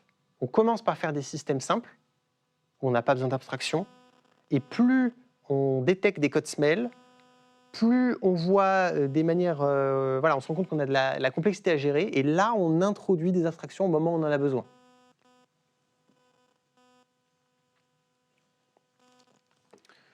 Donc en gros, si je reprends une dernière fois notre schéma d'API REST, avec notre base de données, là, on va découper autrement. On va découper comme ça. Alors, slice est censé être de haut en bas, mais du coup, vu que le schéma est de gauche à droite, du coup, voilà, vous avez compris. Et du coup, on va pouvoir décider de, par exemple, dans cette fonctionnalité, bon, bah là, j'ai une commande, j'ai un traitement métier, j'ai besoin de modéliser un peu mon métier, je vais le mettre dans une entité, mon use case, je vais pouvoir le piloter, machin. Donc voilà, donc je décide de construire dans cette slice ce schéma. Puis, à un autre côté, je dis, ouais, mais là, j'ai moins besoin finalement d'avoir de use case, parce qu'en fait, je mets mes règles dans mon objet métier, c'est juste une requête, il y a juste potentiellement un peu de calcul à faire, bon, bah voilà, je peux faire un cas plus simple. Et le dernier cas extrême, bon, bah, en fait, c'est une requête à plat dans la base, donc pourquoi créer des adapteurs, des ports, des machins, etc. Mon contrôleur, il fait une requête SQL et il va lire directement ce qu'il y a dans la base. Alors, j'exagère, parce que potentiellement, on peut avoir une petite classe qui va s'occuper de ça. Mais c'est l'idée, en fonction des usages, on adapte et on utilise les outils qu'on veut.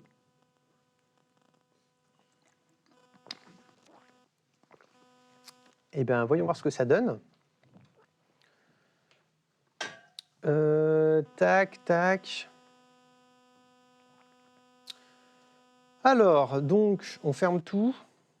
Presque tout. Tac, tac, tac. Voilà. Donc, vertical slice, déjà, on n'a plus qu'un projet. On n'a plus trop... Enfin, on peut découper en plus de projets, hein, si on veut, mais l'idée, c'est que de toute façon, vu qu'on va regrouper par slice, bon, bah, du coup, il faut qu'on ait nos slices qui soient au même endroit. Et ici, quand j'ouvre, j'ai volontairement pris le terme slice. Bon, bien sûr, on peut l'appeler autrement, on peut l'appeler use case, feature, etc. Mais là, c'était pour illustrer, donc là, je l'ai appelé slice. Donc, j'ai un répertoire shared, donc qui contient de la logique métier partagée ou de l'infrastructure partagée, puisque par moment, on a quand même envie de mettre en commun quand on se rend compte qu'il y a de la duplication métier, quand on se rend compte qu'il y a un peu de duplication technique sur certains trucs, bon, on se dit, bon, là, ça vaut le coup, on met en commun. Mais sinon, on a toutes nos slices voilà, qui sont structurées comme ça. Et une slice va contenir quasi tout ce qu'elle a besoin pour fonctionner, sauf modulo ce qui est en commun. Donc là, par exemple, j'ai un contrôleur, j'ai le body du contrôleur, j'ai une exception, alors ça, c'est une interface donc, qui permet de vérifier l'existence ou pas de l'événement. J'ai une autre interface, mais là, qui permet de sauvegarder un événement. Ah, elle est ici, l'interface, pardon, là, c'était l'implémentation. Et puis, j'ai mon use case. Voilà. Et tout ça est enregistré dans son propre injection de dépendance qui dit j'enregistre cette fonctionnalité, elle a besoin de tout ça, donc je l'enregistre, et voilà. Et donc là, si je prends par exemple le use case, bon, le use case, en gros, c'est le même qu'on a vu dans les différents codes, hein. C'est juste que les ports qu'il utilise, là, en l'occurrence, c'est un choix que j'ai fait, hein. On peut faire autrement, j'ai décidé de le mettre dans cette slice. Donc, c'est-à-dire que si je vais ici, parce que event repository, il est là, il n'a qu'une méthode save, parce que ce use case, il a besoin que de sauvegarder un événement. Donc, il a un contrôleur. Donc là, on décrit, voilà, quand même pas besoin d'ailleurs de lui mettre un quelconque préfixe ou rien du tout. On dit, voilà, route event. Quand tu fais un post sur cette route event, tu appelles le use case, etc. Donc là, j'ai quand même décidé, pour le cas de la création, bon, d'avoir un use case et puis d'avoir des ports spécifiques. Mais si je regarde à côté, par exemple, je sais pas moi, ça, voilà, lister, lister, il y a le contrôleur, et là, je me suis injecté directement le DB contexte et je fais la requête directement dans le contrôleur. Donc là, il n'y a pas d'abstraction, il n'y a pas de use case, d'objet métier, non, c'est un truc simple, je fais un truc simple, et voilà. Et si demain, on se dit, oui, mais en fait, quand tu retournes la liste des événements, il faut calculer une moyenne de je ne sais quoi, et du coup, ça va nécessiter des calculs, du coup, on refactorera ce contrôleur et on introduira des abstractions qui nous permettront d'avoir un code qui est plus maintenable. Donc, si j'en prends un autre, le comment. Si, pourquoi là, j'ai pas. Ah, si, voilà. Par exemple, là, lui, commenter, il a besoin d'envoyer un mail. Et en fait, c'est le seul use case qui a besoin d'envoyer un mail. Et du coup, l'interface qui permet de définir l'envoi de mail, elle est au niveau du use case, et c'est tout. Et donc, si je regarde pour faire la différence avec les choses qui sont partagées, voilà, les choses que j'ai partagées, c'est quand même les objets métiers, parce qu'il y a des règles qui sont communes entre plusieurs use cases, donc potentiellement, on a envie de les partager, et puis on a envie quand même de modéliser notre domaine progressivement, et pas juste avoir des règles métiers qui sont réparties de partout, donc on commence à amener un peu de cohérence. Donc là, il y a nécessité quand même d'avoir une partie domaine qui devient un peu plus consistante. Voilà pour la slice. Je ne sais pas si vous avez des questions. Je peux ouvrir un peu tout pour voir un peu le bordel que c'est. Jimmy Bogart, lui, Ah, pardon. Vas-y. Si on peut carrément pousser l'idée à fond du vertical slice avec les classes parcelles, par exemple. On a une entité qui est découpée dans plein de features parce que les méthodes de l'entité qu'on appelle, c'est j'ai un use case qui appelle une méthode de mon entité. Et en fait, avec des classes partielles, dans le dossier du event, on a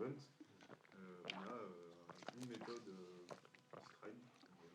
Donc tu veux dire que le fameux event qui lui a plein de méthodes là, add comment, join, publish, on pourrait sortir ça et le mettre dans une classe partielle dans la slice. Laisse-moi réfléchir si je le ferais. C'est aussi la notion de c'est théoriquement langage agnostique et pas tous les langages proposent des trucs partiels. C'est vrai. Oui, c'est vrai que là on est en C#, donc il y a Même au Java, je pense que c'est possible, mais ça, effectivement, ça dépend. Après, en fait, moi, ce que je trouve, c'est que vu qu'on essaye de gérer la complexité, en fait, à un moment donné, on est quand même obligé de faire des choix, d'uniformiser certains objets ou certaines règles et de les avoir quand même au même endroit. Et à ce moment-là, on est obligé de sortir de la slice. Mais si on limite ça uniquement là où on en a besoin, et ben globalement, ce que ça a comme impact, c'est qu'on a quand même moins de code partagé et plus de liberté par slice. Ouais. Ça pose un problème, du coup, la coexistence pardon, du vertical slice avec d'autres architectures, parce que là où les autres architectures essayent d'avoir des dépendances bien chérées dans leur projet, vertical slice, c'est je m'en fous, j'ai un dossier qui a des dépendances sur tout mon projet Ouais. et qui fait tout. Quoi. Donc, exactement, ouais. Je trouve la coexistence un peu compliquée. Bah, en fait, là où, effectivement, dans la cleanarchy, on a des projets bien séparés. Alors, encore une fois, ça dépend du langage, parce qu'en TypeScript, il n'y a pas vraiment de projets séparés. Donc, voilà. Bon, là, en disant, on a des projets séparés, du coup, on peut bien protéger les dépendances. Et quelque part, quand on travaille avec des personnes moins expérimentées, bah, elles ne peuvent pas faire des références n'importe comment, etc. Ici, on est en mode YOLO. On est en mode, il y a tout. Donc, il y a d'autres manières de contrôler. Hein, tu peux faire des tests sur des namespaces, sur d'archi. Alors, il y a 3 mains levées. Vas-y, je t'en prie. La classe SQL Event Repository implémente quelle interface? Parce que j'ai vu plusieurs interfaces Event Repository. Tout à fait. Différents slices. Ça implémente ok. Donc, il y a une dépendance depuis le share vers les autres slices. Oui. Oui. Oui. Oui. Puisque du coup, les slices pour fonctionner ont besoin de la classe concrète. Et du coup, la slice expose ce dont elle a besoin. Donc là c'était le repository. Et là, ça, c'est un choix que j'ai fait, c'est que le SQL repository implémente toutes les interfaces event repository de tous les slices. Et il se trouve que des fois, on a besoin là, on a besoin d'un get save.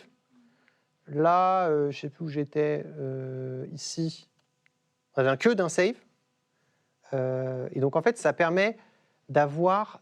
Mais ça, pareil, ça, c'est un choix que j'ai fait pour l'exemple. Vu qu'il n'y a pas de règles en slice, on peut vraiment faire ce qu'on veut. On pourrait même juste avoir la classe concrète et se l'injecter du coup dans... Donc là, c'est pour quand même mettre des séparations entre certains concepts, notamment si on veut faire un peu de testabilité. Si on est vraiment trop couplé, on limite quand même ce qu'on peut tester unitairement. Mais là, ça, c'est un choix pour l'exemple que j'ai fait. Mais c'est une des possibilités. Oui, Romain, tu voulais rebondir ? Ça répond partiellement à la question que j'allais poser, mais c'est pas vraiment une question qu'il faut formuler. Là où j'en suis dans ma réflexion, tu as des slices qui ont pour objectif de renforcer la cohésion, d'avoir un niveau d'abstraction qui est adapté à la feature que tu es en train de développer. Par contre, tu as quand même une problématique, c'est que tu as une data qui elle est persistante, un schéma de base de données, et celui-là, toutes tes slices sont obligés de s'y conformer. Vas-y, continue. Toutes les slices qui ont besoin d'accéder à une donnée vont avoir un repository, une abstraction, quelque chose, mais par contre, derrière, on est d'accord que tu es obligé, effectivement, c'est ce que tu nous as montré là, d'avoir une implémentation qui est là pour pas avoir à aller éclater toutes tes slices une par une à chaque fois que tu changes ton schéma. Du coup, finalement, est-ce qu'on ne retrouve pas un peu encore cette notion de cohorte de l'hexagone et tes slices sont des mini-hexagones? Alors là, on est un peu sur une architecture hybride, effectivement. Mais si on reprend le cas que tu dis, alors tu parles surtout de la base de données. Mais si je prends par exemple, je crois que c'est Comment, lui il a un email sender. Là, j'ai pas fait de vraie implémentation d'ailleurs de email sender, mais si j'en avais une, en fait, je la mettrais dans la slice. Donc parce que c'est le seul qui en a besoin. À partir du moment où tu en as plusieurs qui ont besoin, mais qui ont strictement les mêmes besoins, effectivement, à un moment donné, c'est soit tu dis on s'autorise à avoir de la duplication parce que ça nous apporte quelque chose, soit tu dis bah non, ça nous apporte trop de galères, donc on préfère unifier. Et dans ce cas, tu es obligé de retomber effectivement dans un système de cleanarchy. Pas forcément, mais en tout cas d'être en capacité de partager la même classe du coup, à plusieurs slices. Et après, tu peux choisir de créer des abstractions ou pas. Tu pourrais très bien dire, en fait, on ne met pas d'interface, et du coup, les use cases, ils référencent directement les classes concrètes. Et du coup, tu peux plus tester unitairement, mais tu peux très bien dire, bah, j'ai d'autres manières de tester, j'accepte ce trade-off, et du coup, j'ai plus de port. Donc là, tu peux choisir, et c'est ce qu'on verra un peu dans les inconvénients, c'est que comme c'est freestyle total, il faut quand même savoir un peu où on va. Il faut avoir quand même quelques notions de, justement, c'est ce que dit Jimmy Bogart, de gestion des codes SMEL, le refacto, quand est-ce que tu introduis des abstractions, parce que là, tu n'es pas guidé, et donc c'est à toi de décider au bon moment de les créer. Du coup, je rebondis là-dessus. Est-ce que finalement, cette notion slice, ça n'a pas un côté jetable? C'est tu as une seule feature, une seule fonctionnalité, elle est mal implémentée, si elle ne correspond plus, tu la jettes sur un développement. Bah, c'est vrai qu'il y a un gros avantage, c'est que vu qu'on réduit au maximum les dépendances, tu prends ton répertoire, tu fais supprimer, tu retires le register, tu lances ton appli et genre ça marche. C'est juste que ton endpoint, il n'est plus disponible. Donc en théorie, oui, ça peut être utilisé un peu sous ce format, en mode on fait des expérimentations, et puis jeter, c'est facile, parce que du coup, on a tout au même endroit. Voilà.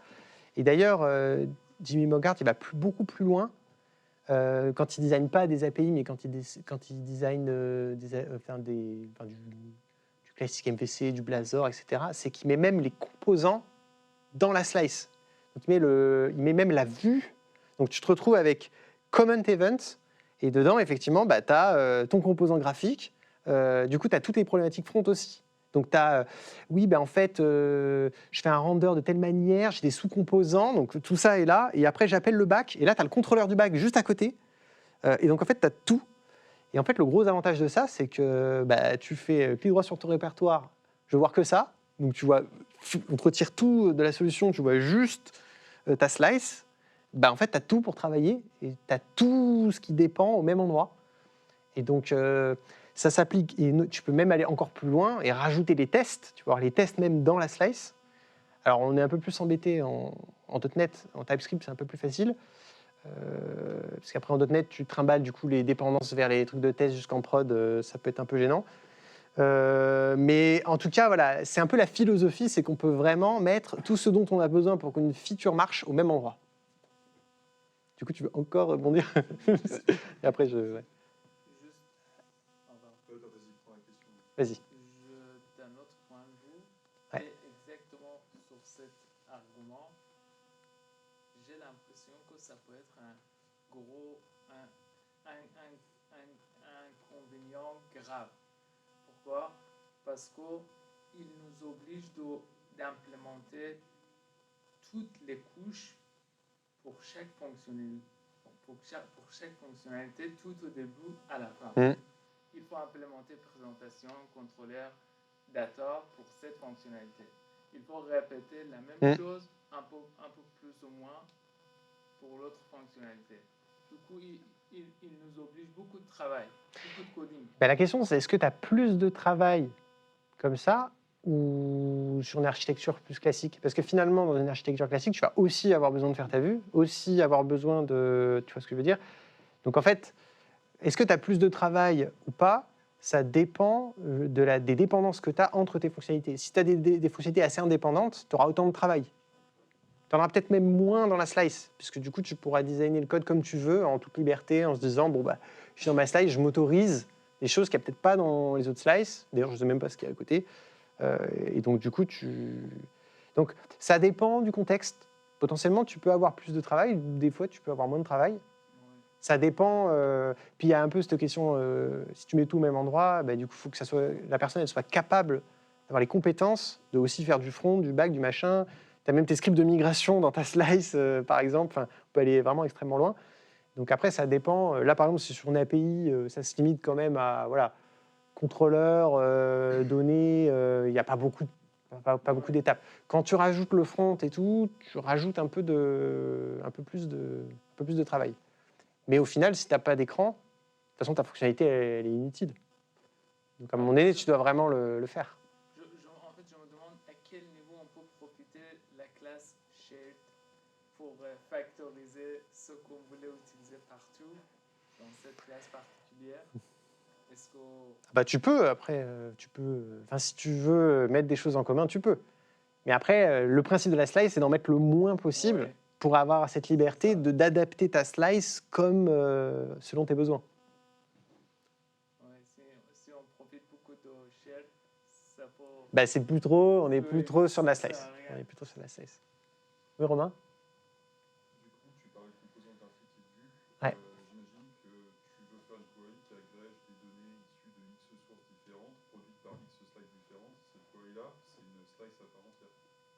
Oui. Du coup, tes slices, elles sont soit dans un sens écriture, soit dans un sens lecture. Oui. On a une forme de sécurité, effectivement. Oui. Vu qu'une lecture, c'est un use case, bah, en fait, vu qu'on découpe tout, et ben, on se retrouve effectivement à avoir... alors, on ne sépare pas spécialement, là, je n'ai même pas séparé écriture, lecture, mais en fait, ce sont des répertoires différents, même titre, enfin, c'est de même nature quelque part. Ce que je veux dire, c'est qu'il y a un sens dans le flow de la Ouais. donnée, soit errante, soit elle sort. Ouais, ouais. Tu dis que la slice, Ouais. c'est égal use case. Oui.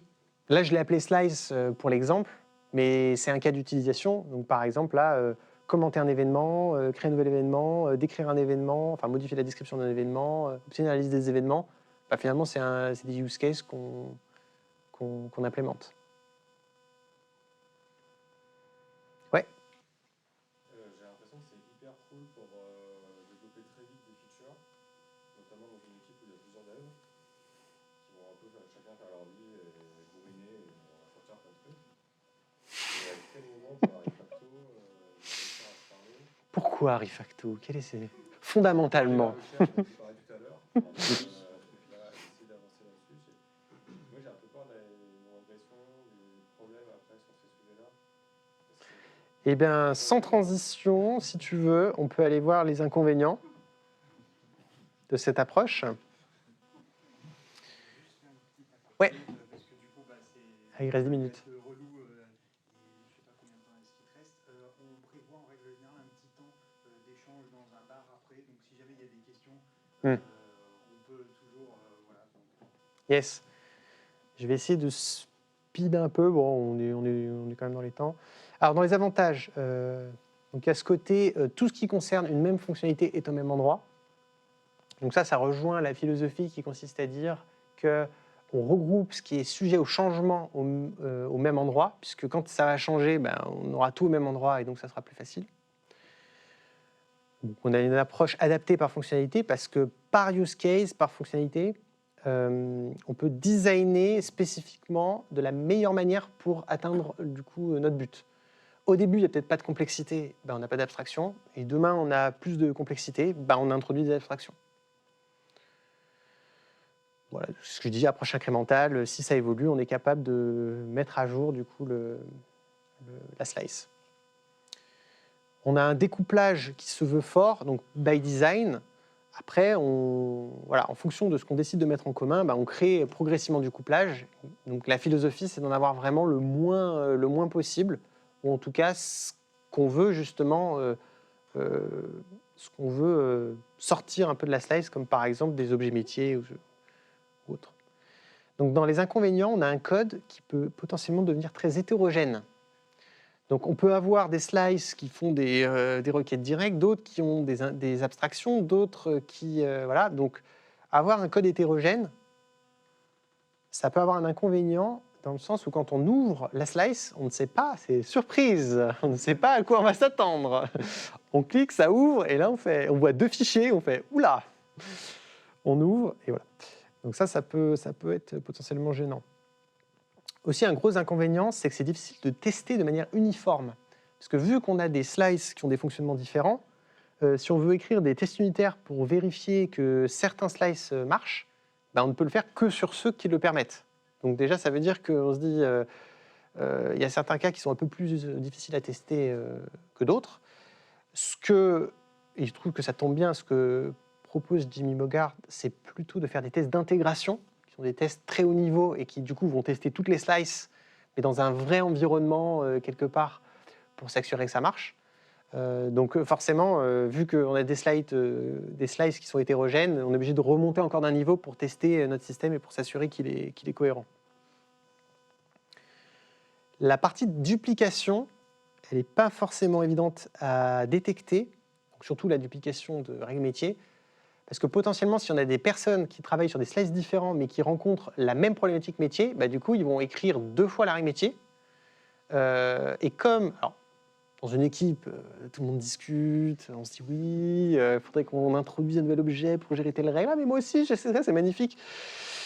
Et dans la réalité, voilà, potentiellement, on peut se retrouver avec de la duplication qu'on ne détecte pas ou qu'on détecte tardivement à l'issue d'un refacto. On se dit ah ben tiens, mais cette règle c'est pas la même que là. Si, bon ben très bien, on la sort et du coup on la met à un endroit.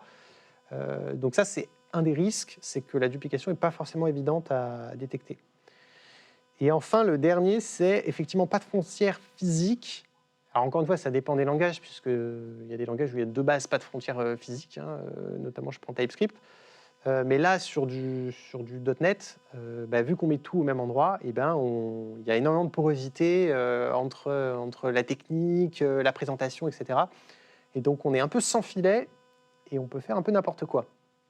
Et c'est pour cette raison que J.B. Bogart il préconise d'utiliser l'architecture Slice uniquement pour des équipes qui sont très seniors et qui sont en capacité de détecter les codes SMEL, de trouver les bonnes abstractions du coup au bon moment et d'être en capacité du coup de gérer ces différents inconvénients, code hétérogène et notamment la gestion de la duplication.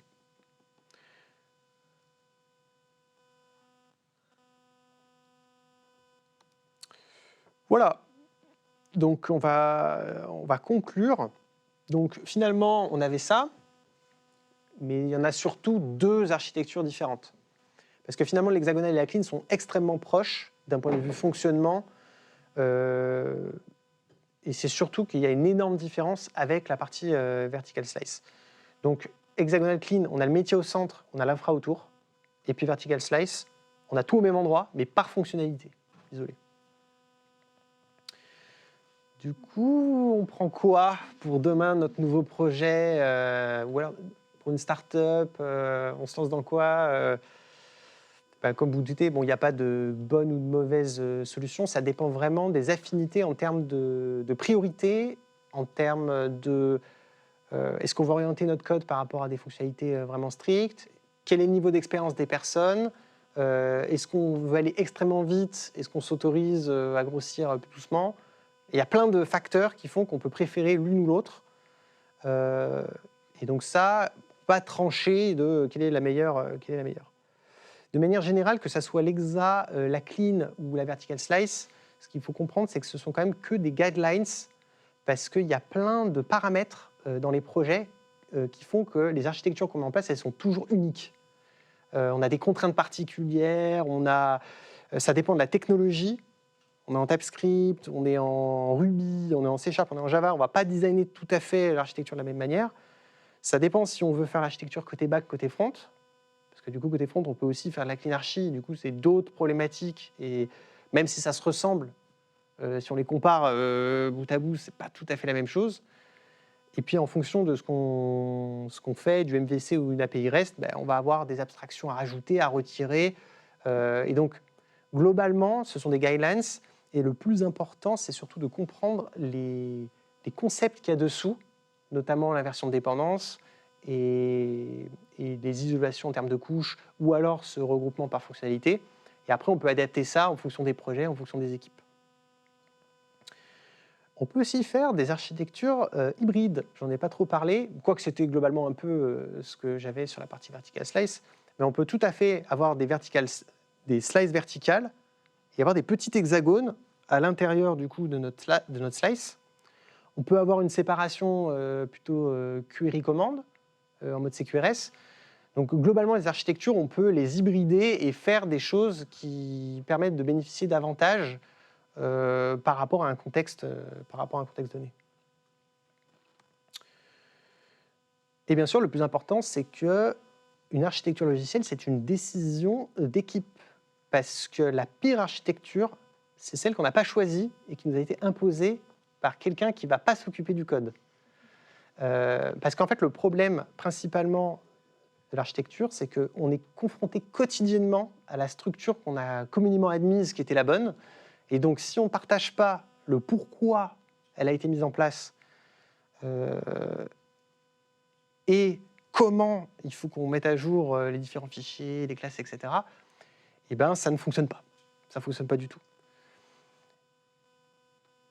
Donc, avant tout, c'est une décision d'équipe et ça change en fonction de la sensibilité des personnes dans une équipe. Et l'idée, c'est de trouver quelque chose qui permet de satisfaire tout le monde, avec pour objectif quand même, rappelons-le, de réduire un maximum la complexité accidentelle des produits et des logiciels qu'on développe.